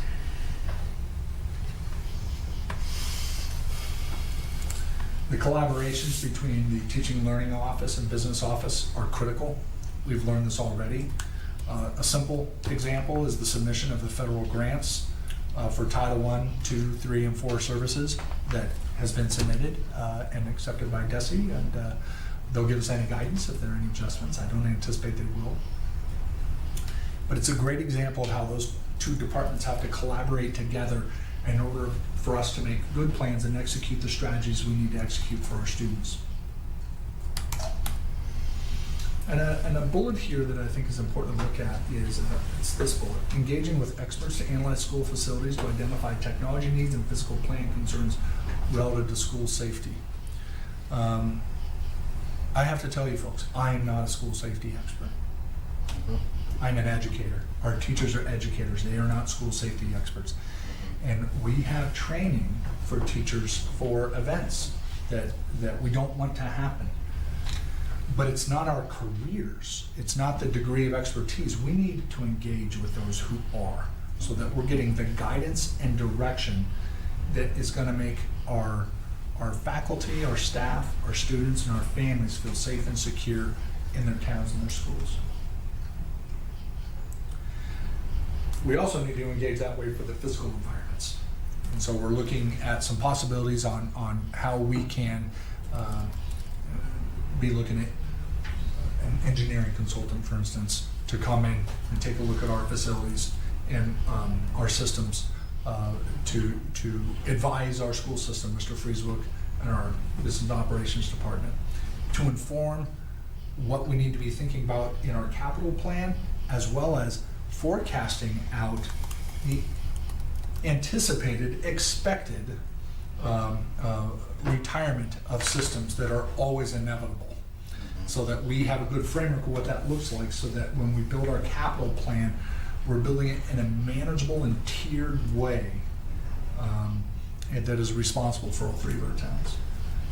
So with that, I thank you, and I'll entertain any of your questions on the strategic plan work this year. So there's certainly no shortage of information there, Kurt. Thank you so much. You all are going to be a busy lot. Remember, we're beginning. Okay. My head is swimming a little bit. I'm going to defer to Mr. Eckel. Go ahead. So I'd like a date when you're going to complete this. No, I'm just kidding. Very comprehensive, more, like I've told you before, you bring up things that I don't know that we need or the school needs. So you're great at anticipating, you and your team. Mr. Eckel? Yeah. If you'll forgive me for correcting you, I think it's a we in this case. It's the team that is bringing these things. Oh, yeah. I'm the voice that is expressing that for the team, but one of our core values on our team is to speak with we's, and that's what we believe as a team. Yeah, I totally believe that, right? You can't do it all, and you've got great people behind you, so I'm glad you emphasized that. But I will say, you can do great things, and people won't understand what you're doing, or they don't know you're doing it, and I think it's a feather in your cap that you seem to be achieving both, at least to me and people I know. But getting back to the plan specifically, just commenting, I think they're great things. Like, we're in a world where self-service is expected, right? Putting financial information, especially content you've already created on the website, brilliant. People are looking for that. One less email for you to respond to. I know you want to respond to everybody's email, but people don't even want to do that. They don't have to ask for it. Like, it's just what they need. I think that's great. You know, we always talk to you about connecting the budget to the strategic plan. Now that you got one, looking forward to seeing that. Just another great communication thing. I think engaging subject matter experts on things like safety, again, brilliant. I think you know your strengths, and then, you know, I love the idea that you're going to be engaging with people that are going to help you manage costs in a predictable way, like your engineering consultant you were talking about, both in terms of better forecasting the capital plan so there's no surprises to the towns, and at least in terms of what they can anticipate and you can better forecast, and then, you know, retiring infrastructure so you're not hanging on to stuff that, you know, becomes obsolete and is expensive. So there's a lot that I liked it. Those are the highlights that I heard. So thank you. Thank you. I agree. I'm really excited to see how all this comes about. I think it is very thorough, and it hits on so many different things that continue to tie back to your values. Like, you know, I think you already have some big strengths in the district, especially you were talking about kind of celebrating teachers, and I think at Florence Sawyer, the principal already does a fantastic job with that at the end of the year when people retire. That was one of the things I was really impressed with when I joined the district, is how he honored his teachers at the end of the year. So, like, I think you've already, and that's a good way to, you know, show staff that, you know, retain staff as well, right? That kind of treatment. So I'm really impressed with everything that you're doing, and I'm excited to see how it rolls out. Yeah, Ms. Vessels, you made me think about, there's a piece in the strategic plan, and it's noted in 23 that we begin to work on this, and that is building a school system foundation. We don't have a foundation in Nashoba. Like a nonprofit. Nonprofit foundation, Organization. yeah. And so as a school system, we can't create that. It has to be created out there in the community. But school systems have relationships with their foundations where they're able to do those teacher celebrations and have those annual banquets to highlight excellence in teaching practice. It's those types of things that I think will grow that Nashoba identity that I talked about. So ideas are on the table. Let's engage with our community and find out how we can grow those things. Well, It's just an impressive, ambitious plan. And it is really inspiring. Yeah. It truly, I mean, it's just very exciting to think about all of the changes that you've put out there coming to fruition. And I've already got to ask you a lot of questions on the personnel subcommittee when you rolled this out to us a few weeks ago. But the thing that I didn't pick up on so much last time that you emphasized tonight that is also really exciting is coming up with ways to celebrate student successes. And I think it's just as important as celebrating the teacher successes. And I think you've already started doing it, but I look forward to seeing more of that. So, Obviously, I echo what's been said so far. And I think I just want to thank you for continuing to bring meaning to the strategic plan, this freshly inked strategic plan. You continue to tie back to it in your superintendent updates. You're tying back to it with your goals. I assume you will be tying back to it in our school improvement plans, and I think that's the way that it ought to be. And so I'll compliment you on that over and over again. And I'm going to ask the same question that I asked when we met at Personnel to give you an opportunity to answer. Hopefully you remember the question.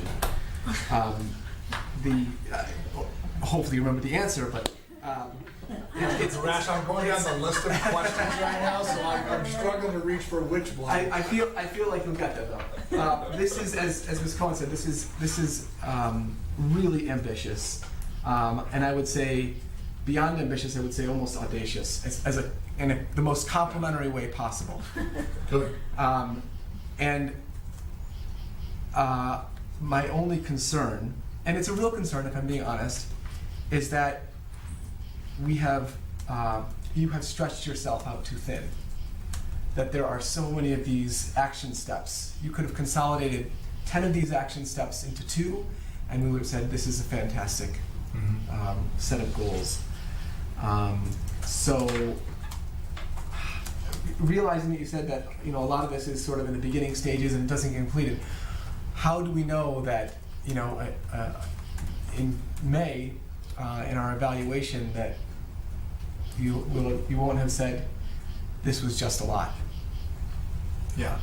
I'm going to tell you now, Mr. Hirsch, there will be an element of this that I say, this was a lot. There's some things we're moving to the next year. That's inevitable. That's much better than the other thing, right? And that is coming to you and saying, we got it all done. Well, then what did you do with the rest of your time? Mm-hmm. You know?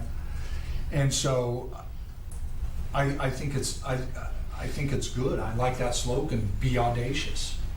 I think when we're thinking audaciously, we're setting our sights on the horizon. We're looking forward, knowing there's risk.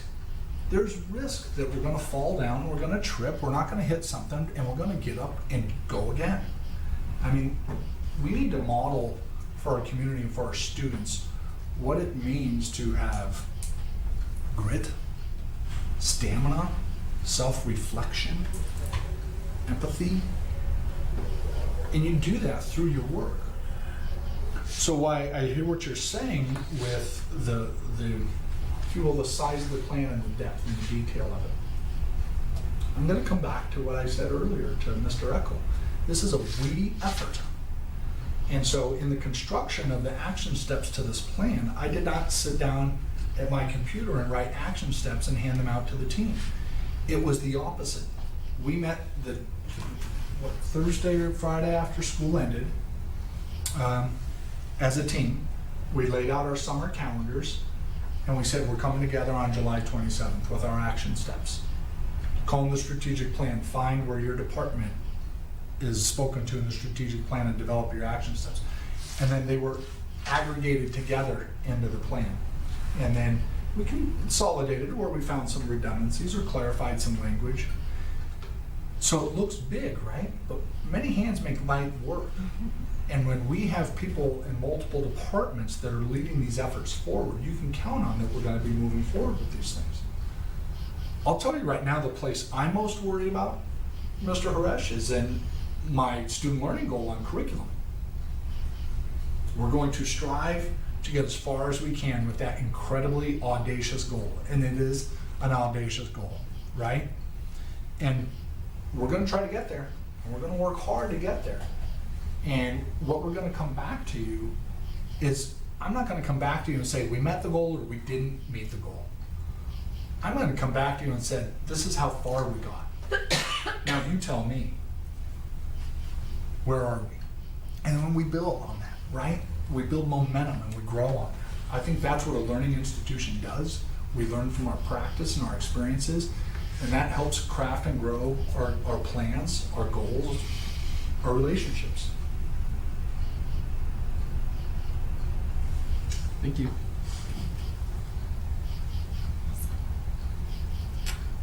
All right, everyone. So, obviously, the community can weigh in on this. They have 2 weeks to communicate to us, to the superintendent if they see fit. We will vote on the goals for Kirk's next round of his evaluation cycle in 2 weeks on the 28th. Madam Chair, one last thing, an announcement and some gratitudes. In the last week of September, Ms. Friend and I will be accompanied by Dr. Boynton and Mr. Grady from Hale School to Houston to go to the Battelle for Kids Ed Leader 21 conference. This is the organization that helped us grow our Portrait of a Nashoba graduate. And so we're going there specifically because the conference is geared around growing your practices for Portrait of a Nashoba graduates. So we'll be updating you. But I understand our meeting on the 28th will be remote So we'll be joining you via Houston when we come then. And the last of all is my gratitude and thanks to all of you for participating in this process. A few of you participated literally in the room of the construction of the plan. All of you participated in the surveys, in the working groups, in the workshops, in gathering that, in the school council conversations, so that we could ensure that there was a strong community voice in the strategic plan, because that's critically important to our success. It has to be the work of all of us, those who work in the school system and those for which we serve. So, thank you. Okay. Just FYI, guys, the future agenda is going to hold the school improvement plan presentations as well, which kind of toggle down from this and to the ground level. So now we get, I'm going to yank the cord, is that okay? Sure. Come on down. All right. You might want to You might want to go behind.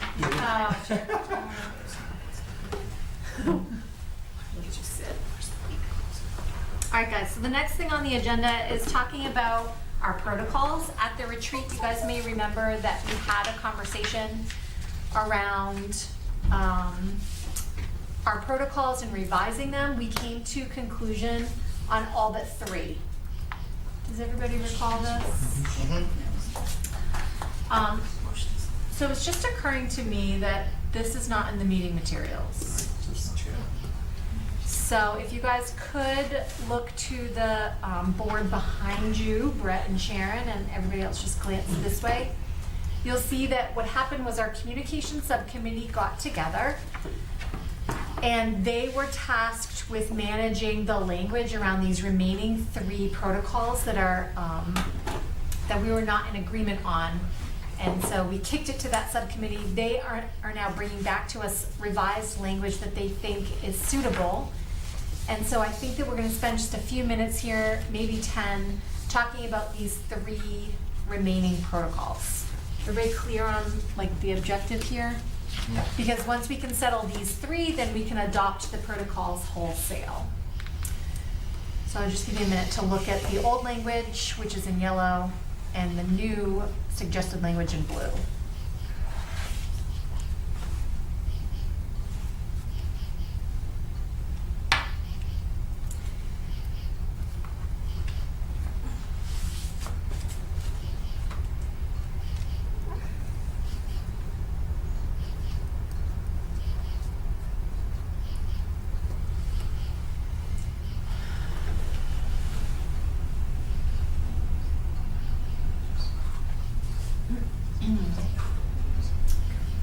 So I'd like to open the floor for any questions, clarifying, or probing. Go ahead, Amy. I don't have a question. I like the language in blue. You like the language in blue? Yes. So that's a new language. Thank you very much for that input.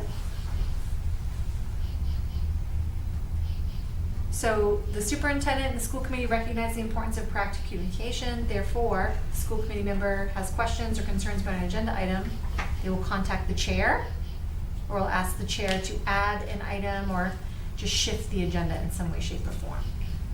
Is everybody okay with the way this changes or combines? Can I get a thumbs up? If we have some agreement here? Sorry, Karen and Maureen. Okay, sorry. Okay. Any thoughts or questions? All right. So it seems like that one feels like a majority. Let's go over now. I think that's, yeah. So there is this one here. I'll give you a minute to look it over.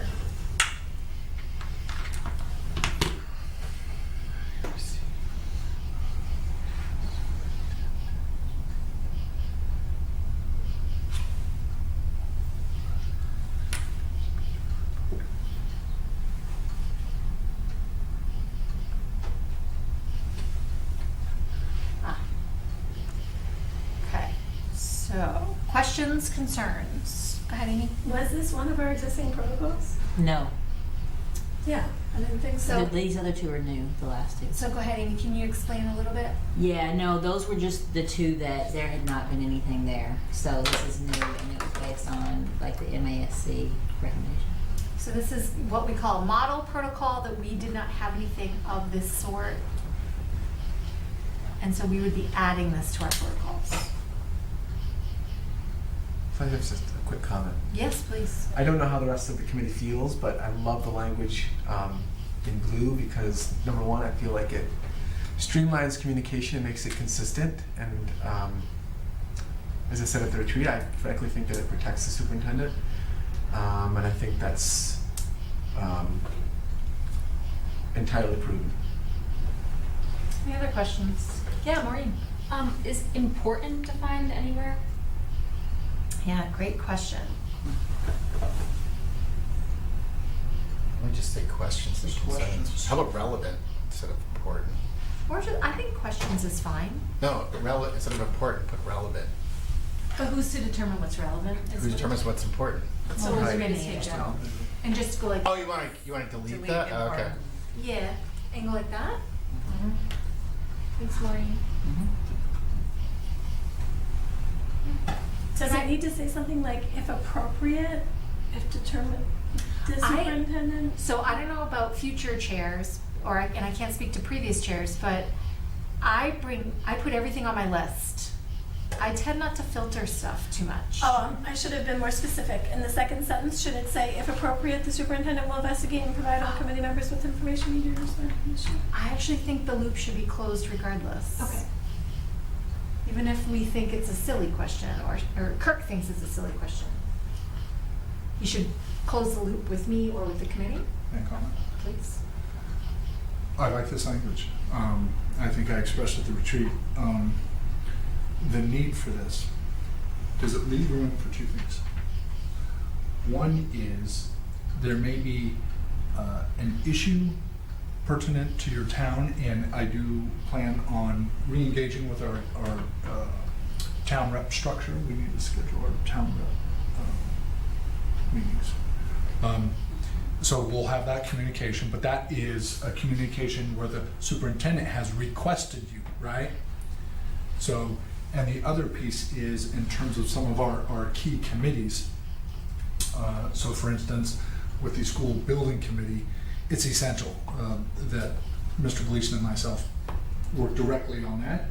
And in terms of the budget and warrant committee, the chair working directly with the finance department on those things specific to those agendas. So as long as there's just nuances for the chairs of those committees, and if it's, as it says, the school committee chair does imply the subcommittee chair to that person as well.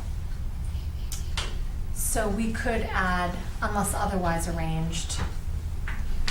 Yeah. You know what I mean? So. What'd you say school, sorry, can I speak? Yeah, go ahead. Through the school committee chair or the relevant subcommittee chair? Or appropriate subcommittee chair? I don't know. What do you guys think? So unless initiated by the superintendent? Yeah. I don't know. What do you think, Sharon? I think, what if we just put a slash there and school/subcommittee chair? Because the point is that if it will say something specifically related to the school building committee, it doesn't make sense for Joe to go to you, to go to Kirk. It makes more sense for him as the chair of that committee to go directly. So if we just designate both, then it is clear. So I don't think we want to give carte blanche to all subcommittee chairs. I think that's what I'm stuck on. Okay. And so at this moment in time, Kirk has requested that a couple of chair people have a direct line of communication. And this language may be enough. It may be just fine this way, as long as we have an understanding. And if that's a problem, we could always revisit. But I just want it to be known to the committee that, it's not that all things need to be funneled through the chair, because, if Ms. Devine is working on the policy work, we're going to have to dig into some policy questions, building committee, President Warren. I think that's permissible. Yeah, Rich. Can I ask a clarifying question? Please. Yeah. Oh. Can I go? Yeah. Oh, sorry. What did I noticed something was wrong with the website, Kirk, so I emailed you directly on that. You want that going to Leah? That I think that would, well, Like, I don't expect a response on that. I mean, I know you sent me a thank you, like, oh, we're on it. If you, I mean, that's courtesy, but if you want, I can send it to Leah. I don't mind, but it's kind of like a clerical thing, almost like, this link's broken. here's my thought on these protocols. Mm-hmm. They're not policies, they're protocols. Mm-hmm. Much in the way these are the norms, are norms of engagement, right? So these things we're trying to commit to. It's a goal, right? It's Yeah, so as I looked at that, I didn't look at that as more as we're trying to get that, get our website straightened out and those things. If it became a situation where it were difficult to manage and I was getting requests from 1,000 different directions, I would go to the chair and say, can we recalibrate the committee? It's getting a little fast and loose, right? I think if we have that as an understanding in terms of how we function, that's just fine, because you're going to revisit your protocols annually anyway in your retreat to assess how you're doing against your protocols. So So perhaps there's, I don't feel like more language is necessary.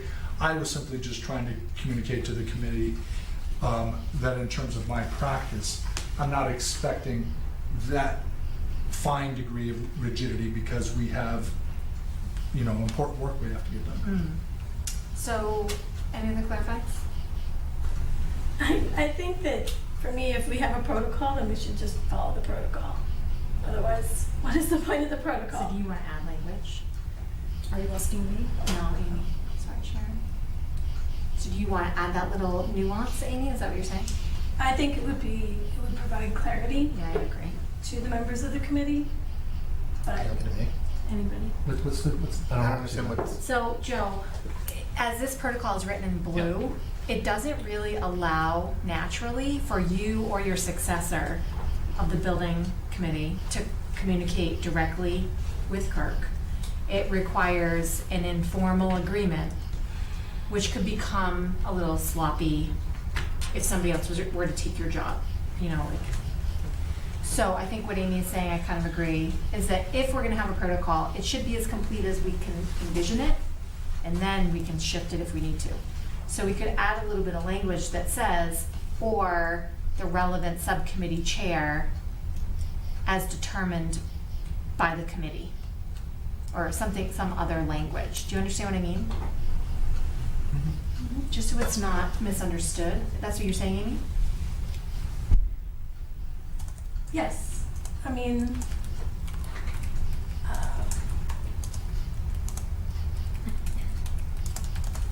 yeah, I think that works. Like something like that. Joe, you can help me.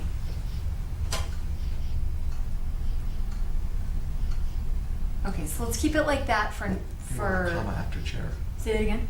You don't want a comma after chair, or else it's confusing. That the chair is determined by the relevant parties. Like that? Right. All right, can I get a thumbs up if you guys are cool with this? Are you okay with that, Joe? Madam Chair, you can take your straw poll, and I'm just going to comment afterwards. Go for it. Okay, thank you. As some of the more seasoned members of this committee know, this is the protocol that has always been the bee in my bonnet. And when I read this and I look at this, and I am fully sensitized to the fact that any superintendent of any school district in this Commonwealth is invariably on a daily basis inundated with email communications to the point where they just don't have any other time to do anything except respond to emails. But this is the sort of protocol that is going to incentivize at least me, that when any member of my school community, when I say school community, I'm assuming that's the sending community for which I represent, I'm going to simply suggest to them that they take this up directly with the superintendent. Because what this protocol requires is that people in our sending communities, they come to us as their representatives. I'm therefore compelled by this protocol to say, well, now I must respond to your concerns through an individual who does not reside in my community and does not represent the people of my community. I have to go through the chair. So I understand the rationale for this. And as I mentioned at the workshop, and I'll mention it again, we committee members have an extraordinary relationship with the administration of this district. And I think that with that sort of extraordinary authority, you must be judicious in its exercise. I try not to contact the superintendent on any little matter that comes up. I am very careful to not, inundate the superintendent with unneeded and unnecessary communications. But I do think at the end of the day that when we leave this meeting and we are not under the auspices of our chair, that we represent the people that put us in this office, and that we should have some judicious conduit to the chief administrator of this district when issues in our community arise. So I again feel that I am in the minority in this regard, but I have always felt very strongly about this protocol, and I think that if there are members of this committee that abuse their extraordinary relationship with the administration, they should be reprimanded and chastised by the chair. But short of that, I still firmly believe that every member of this committee, whether we're 8, 11, or 27, should have at least a direct conduit to the chief administrative officer of this district. Thanks, Joe. So with that said, and recognizing that objection, I still would utilize Joe's tried and true method of majority vote rules and ask the committee, are the majority of us okay with this protocol as it is? Can I have a thumbs up if you are feeling okay with this? I have one. Hold on, Rich. Yeah. Okay, so maybe one more comment? I was just saying, what if we just change school committees instead of agree, which is so definitive? We'll make it best effort, something like that, or something that's what's the baby between the Joe's saying. I guess either that or I guess you just break the protocol if you think it's necessary. But I think you're violating the spirit of it. So Rich, as again, I appreciate what you just said. I think we have a majority of the members who are on board with this as it stands, and we can give it a whirl. And if you guys feel like this is obstructing you truly, or it is not in the spirit of your office, we can revisit it at any point in time. So let's give it a whirl. We have a majority. Go ahead, Sharon. I just want to kind of put a perspective or a way to think about this is as any teacher will do, you set very clear boundaries. Parents will do this too. You set very clear boundaries, and with the knowledge that sometimes there's an exception to the rule. So bedtime is 7:30. But you know what? It's a special day. It's Friday. It's a birthday. We're gonna go out, and you might stay up till 9:30 or 10 o'clock. Woohoo! And that's okay. I think this is the same. We can think about this in the same kind of way. That this is our general rule. This is our general way of doing things. And sometimes something comes along that necessitates an exception to the rule, and that's okay. If that helps to put a different perspective or understand it, the spirit of it maybe a little bit better. Yeah, and I think that, like Kirk was saying earlier, we need to live and learn. So as we put this in place and we decide it's not working for us, we can revisit it, maybe at mid-year and see how our protocols are doing. We can kind of put that in the planning calendar, protocol check-in, to see how everything's going. All right, let's go to the third one and the last one.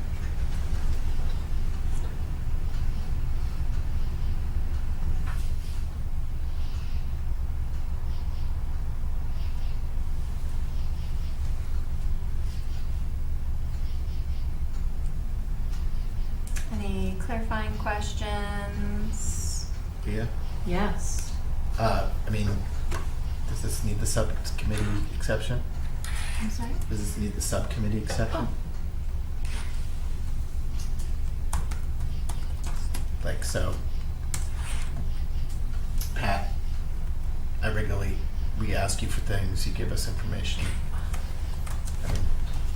Yeah, I think this is where definitely operational need to. So yes, I think we have a fresh start here, right? He's starting, she's leaving. With the previous protocol, I would support that. Okay. There's no language.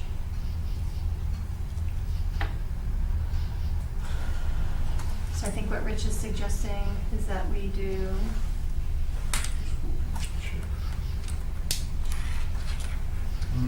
what'd I do? Oh, boy. Jeez, oh man. This is embarrassing.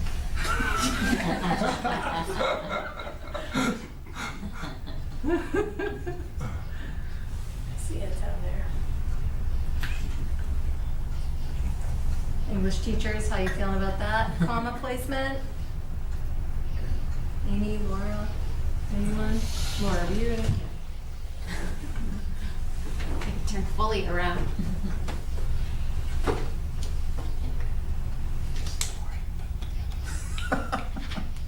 Rich, does that make sense? I'm paying attention. It's not. I'm trying to copy his test. Yeah, that's fine. All right, can I As long get as Kurt thinks it's fine. I mean, at the end of the day, this is, yeah. I'm fine. Thumbs up on this one? Everybody feeling okay about it? All right, guys, on the 28th, I'm going to bring to you a completed document, just so that I'm not wordsmithing in this room. And we can vote to approve at that time. Cool? Fantastic. Alita, back to you. Lasso you, Kirk. All right, everybody, so we're going to move on to next new business, keeping our eye on the clock here. These are policies that have been brought to us by the school district administration, and we are going to have a first reading so that then the policy subcommittee can do any additional work you need them to do. We'll have the second reading on the 28th. So let's start with athletic concussion. And Karen, can you just cue this up for a quick sec? JJIF. Yep, so this is the athletic concussion policy. There were actually very few changes to the actual policy. I think that the main one was that it's updated every 2 years now instead of annually, which it was previously. And then the regulations piece, that has been updated quite a bit more.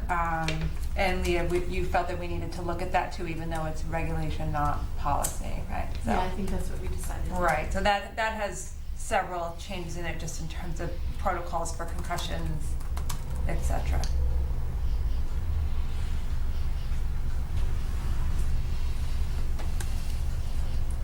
Karen, thank you for this. So to the committee members, I know that you perhaps have had time to look at this already. In this first reading, do you have any questions, comments, concerns?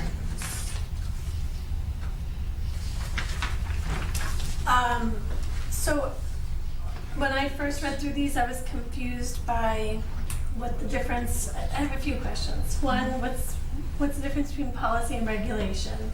But I think I ended up determining that the policy is supposed to refer to the regulation because the regulation has the protocol in it. Action steps.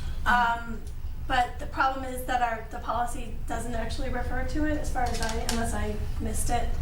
So if you could go back to the other one? Yeah. It refers to it, but it wasn't clear to me where it lived. I think that's a better way of putting it. See how it says in the second to last paragraph how the following protocol will discuss and outline what a concussion is? And I was like, where is the following protocol? So I think that needs to link to the regulation or refer to it. It is on the website. They're in the same document. Okay, that's good. Oh, okay. And then the other thing is at the top of the page there where it says, Go ahead. do you mean the meeting materials, Alita?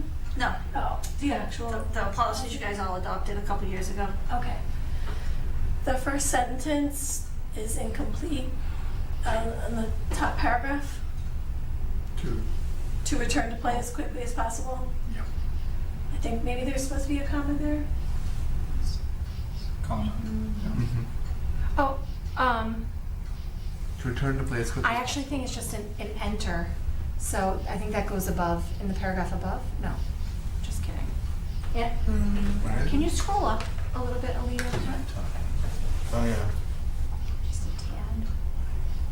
Do you see how there's no period after teammates? I wonder if it's just meant to Okay. jump up. Yeah, there's a hard return and then the capitalized the Okay. T. So that's just a typo. I think it's just a typo. I think it just, Yeah, I think so. I think it just needs to back up. And then my last comment is that I think we just need to make sure we're referring to these protocols the same way each time. I wrote down like 5 different ways that it's referred to.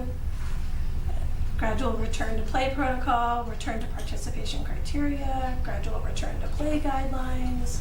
So I think it's all referring to the same thing. It just needs to have like the same language. All right. And since So Amy's that- stealing Joe's thunder. I literally just Sorry, said that. Joe. Well done. But I was reading through this with interest because my son suffered a concussion. And as a parent, if I'm gonna have to figure out how to navigate the system, it should be clear, so. So Yeah. Dave, can I ask a question about that? Yes, please. So I try when I get these the first time not to kind of use my own discretion so much to play with the words, because I want you guys to see the policy as it is sent to me, as sent to the policy subcommittee. I'm not trying to make more discussion or more work that doesn't need to take up time here, but I also just want to be careful about sort of me making that decision that, oh, this is how it should be worded.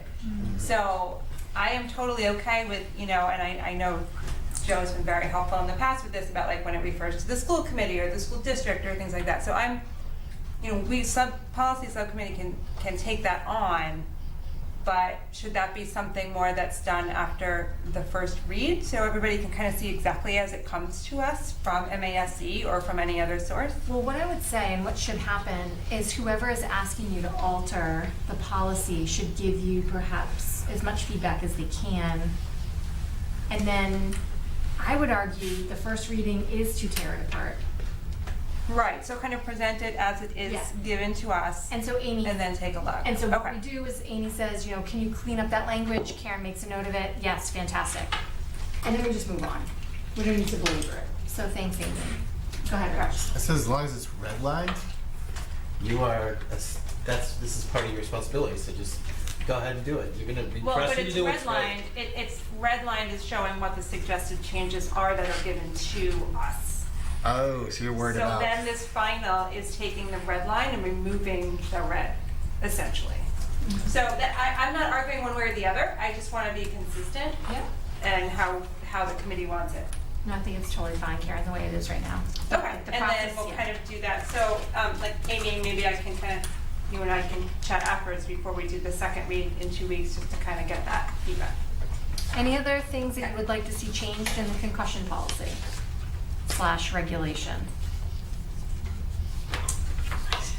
I did have one more comment, just looking at this through the lens of a parent of somebody with a concussion. There was language about, if head injury occurs at practice or during a game, parents must protect their student. But the language was repetitive but different. Like, same thing was said more than once in a different way, which I think can About pickup cause specifically? about where what you should do depending on where the injury occurs, and I didn't know what the intent of that was, and whether it doesn't matter where the injury occurs. Like, Are you is talking that about a game or a practice? Amy, are you talking about in the regulations? I think so. Is that under? And those came from Lisa Glubecki had sent those along, so. So that's just from somebody else, and Yeah, I mean, I think she looked at that, and I don't want to speak for her, and then kind of tailored it to Nashoba, but. I can follow up with you offline on that. Sure. It's not. So since it's a regulation, it may be something that I would want to go back to Lisa before changing it. Got it. Do you know what I mean? I wouldn't want to kind of step on her toes if there's a reason that she has it a certain way. But we can certainly find out. Okay, great, thank you. Anything else on the concussion protocol or regulation? All right, guys, so we'll bring that back to you again next time. Now we're going to be looking at policy JFABD, which is that regarding homeless students. So Karen, Yep. cue that up one more time. Yeah, so this is on enrollment and services for homeless students. And again, it's really more of cleaning up of some of the language. It's not kind of the main points. So it goes over the clarification of the definition of a homeless student, the student school of origin, enrollment, dispute resolution, and then assigning a liaison to homeless students. Go ahead, Rich. Forgive me if this was already mentioned, but are the substantive changes, or what's driving these changes typically? Is it something where Assistant Superintendent Friend is like, we should update that? No, it's just coming from MSC. Why are we even getting these documents now? You periodically going through these and comparing it to what MASC has? So Kirk, do you know why? I think if I can recall, this might have been a result of something identified out of the coordinator program review. So I think that's where the adjustments are being.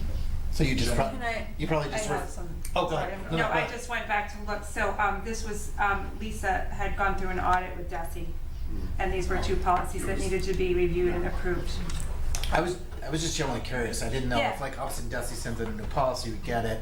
It seems to happens a lot, and all of a sudden we're changing the policy because Dusty updates something, and I'm hoping we're not being that reactive to what Dusty does, because sometimes what they publish isn't always great for what we do. But anyway, we can move on. All right. Any other questions, concerns? Madam Chair, I have a question. And I'm going to actually direct my question to the superintendent. So maybe I'll just pose my question in the form of a statement. You can tell me if I'm right or wrong. But my understanding of the current policy in the district regarding immunizations is that any student who will deem as non-homeless who matriculates in this district is required to provide immunization records. Short of that, they must either present a note from a medical provider or a parental statement from the parent indicating that there are religious objections or something of that nature. Is that the current policy of our district? Yes, and I believe that is in statute as well. Okay. But the policy now dictates that a student who is deemed homeless need not provide immunization status or records, and that they're provided a personal exception if they're unable to provide the immunization status or records. The statute. So this is under the McKinney-Vento Act? Is this Yes. So that's federal legislation. Yes. So the federal government is telling districts that students who live in a home must provide immunization proof. But if a child who is deemed homeless can come into the district without immunization proof and be afforded an automatic personal exception. That's McKinley-Vento. That seems rather inequitable. The other It's issue. also, just sorry to Joe to Yeah. interrupt, it's a temporary exemption. And that it goes on to Correct. say that the student should provide, and, with all due speed, those records after enrollment. Right. But they're afforded an extraordinary privilege that students who are not deemed to be homeless are not. It strikes me, and I will go back, and I will be first to admit, Madam Chair, I am not intimate with McKinney-Vento, but now I will go back and get intimate with it. The other issue, for those guys. the other issue I saw in the policy is that, and perhaps this is, I believe that Ms. Bromley is our student records coordinator. Public records. Public records. Yeah. Public records requests. Okay, so a student who is deemed non-homeless by our district, some of their personal information, such as name and address, can be released by the district without consent. However, under this policy, students who are deemed homeless have, an extraordinary privilege of keeping where they are residing confidential. Is that I'm reading that in the policy correctly? McKinley-Vento again. That's McKinney-Vento again. Mhm. This is the federal government dictating so again, this strikes me as being, because we talk about equity all the time, and those just strikes me as being wholly inequitable. If a student, equity would dictate that any right would be affordable to any and all students, and if a student wants to maintain confidentiality as to where they live, they should be able to do that, but it just strikes me as being inequitable, I'm sorry. But. If I may, Oh. Madam Chair. I'll agree it's not equal, but I don't define equity the same as equal. Sometimes when you're involved in situations with homeless students, and as those students have certain protections under federal law, they come to you in circumstances where you don't necessarily know.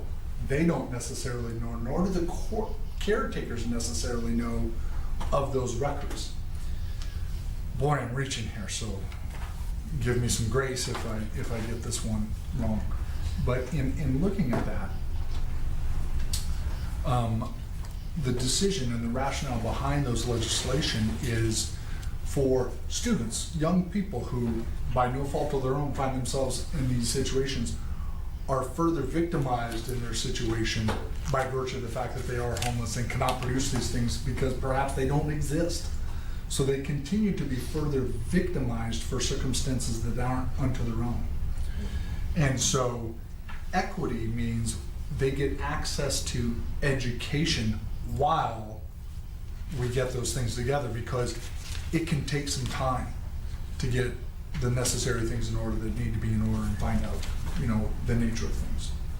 So I think the nature of that law coming together were around these circumstantial protections for those that find themselves in destitute situations. Thank you for that. And it's exceptional. It's like there's not going to be likely many of them, hopefully. Right. So that is our first reading of the policy related to homelessness in our student population. We'll have our second reading next time. Our next our next agenda item, keeping our eye on the clock, recognizing it is 9:04. Can I get a thumbs up from people to say that we will continue this meeting tonight and just take a few more minutes to keep going? Everybody okay with that? Okay. So, student representative to the school committee is, I think, going to be Dan Aubie. He could not join us tonight? Yep. Okay. Yep. So there's no report. There's no report. Excellent. Well, not excellent, but we do love it when Dan joins us.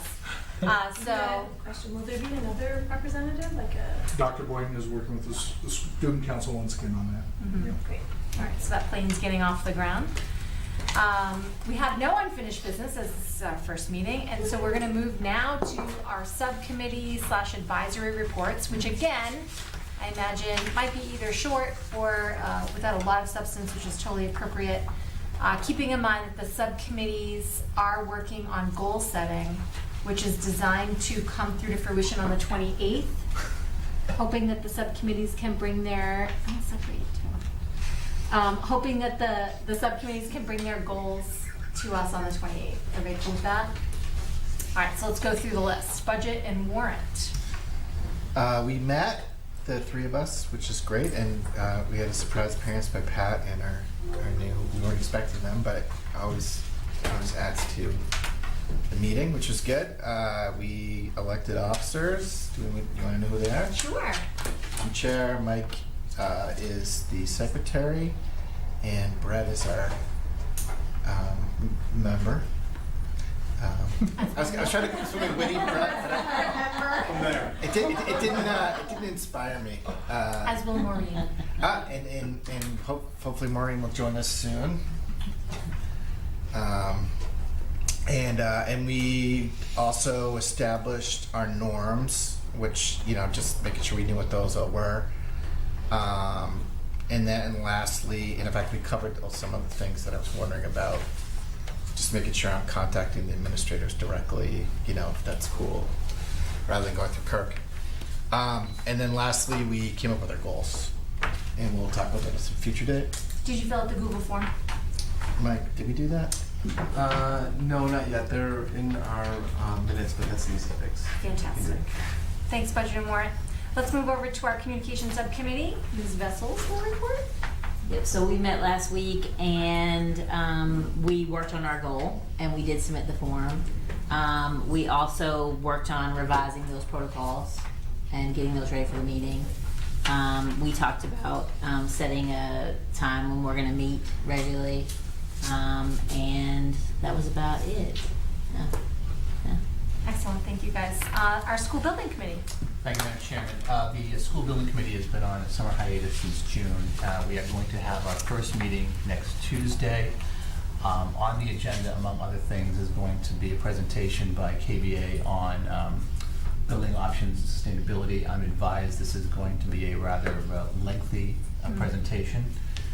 In addition to that, it appears that October 3rd, the week of October 3rd, is going to be the date or the time for our next public forum. Okay, got that, all right, yeah. So, again, we're meeting on Tuesday of next week, and the next public forum will be on the 3rd. And there is some other, the agenda is already been approved, so Ms. Massey will be getting that immediately. Thank you. Over to Personnel. Personnel met earlier this month for the second time, and as we mentioned earlier, we received the draft of the superintendent goals, and we had lively conversations about those goals, much of which spilled into tonight's conversation. We hashed out meeting dates and began to talk about goals, but ran out of time, so we're going to meet one more time before the meeting of the 28th. Excellent.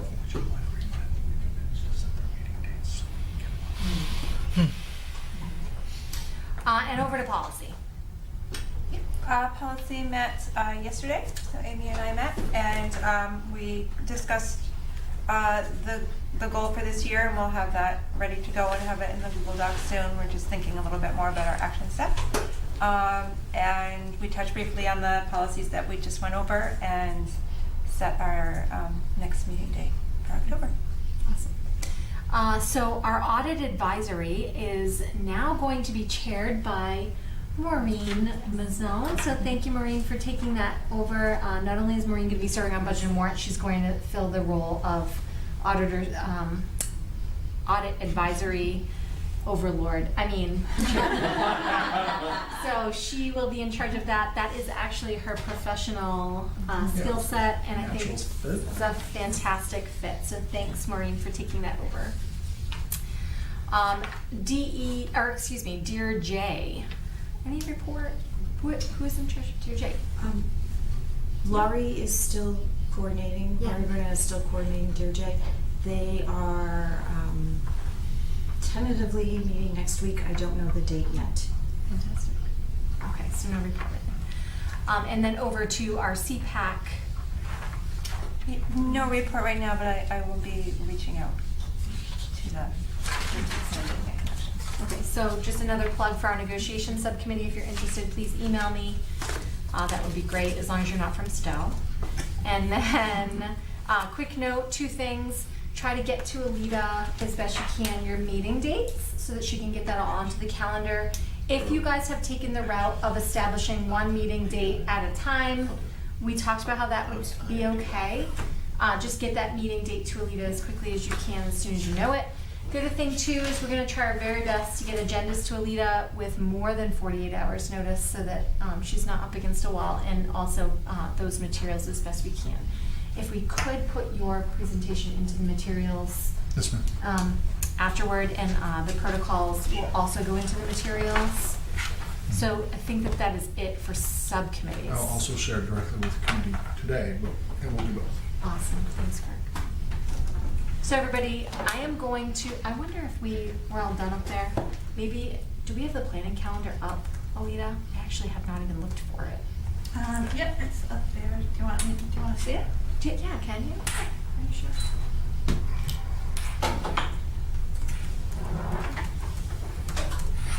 So guys, our next agenda, or our last agenda item is items for next meeting. And so, Alita's gonna find it for us.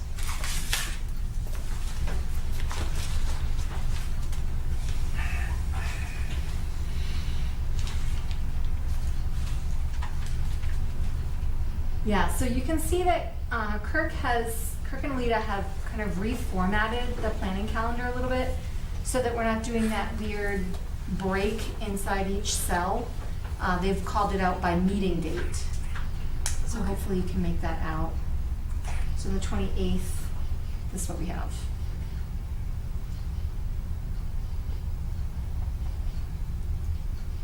You want me to add vote on protocols? That would be wonderful. Unfinished business, right? Anything else that you guys think should be added, or something that I've forgotten or that Alita's forgotten? Can we blow that up? I can't see that from here. Please. Go to the 100% over on the left. Yeah. 125 should do it. Boom.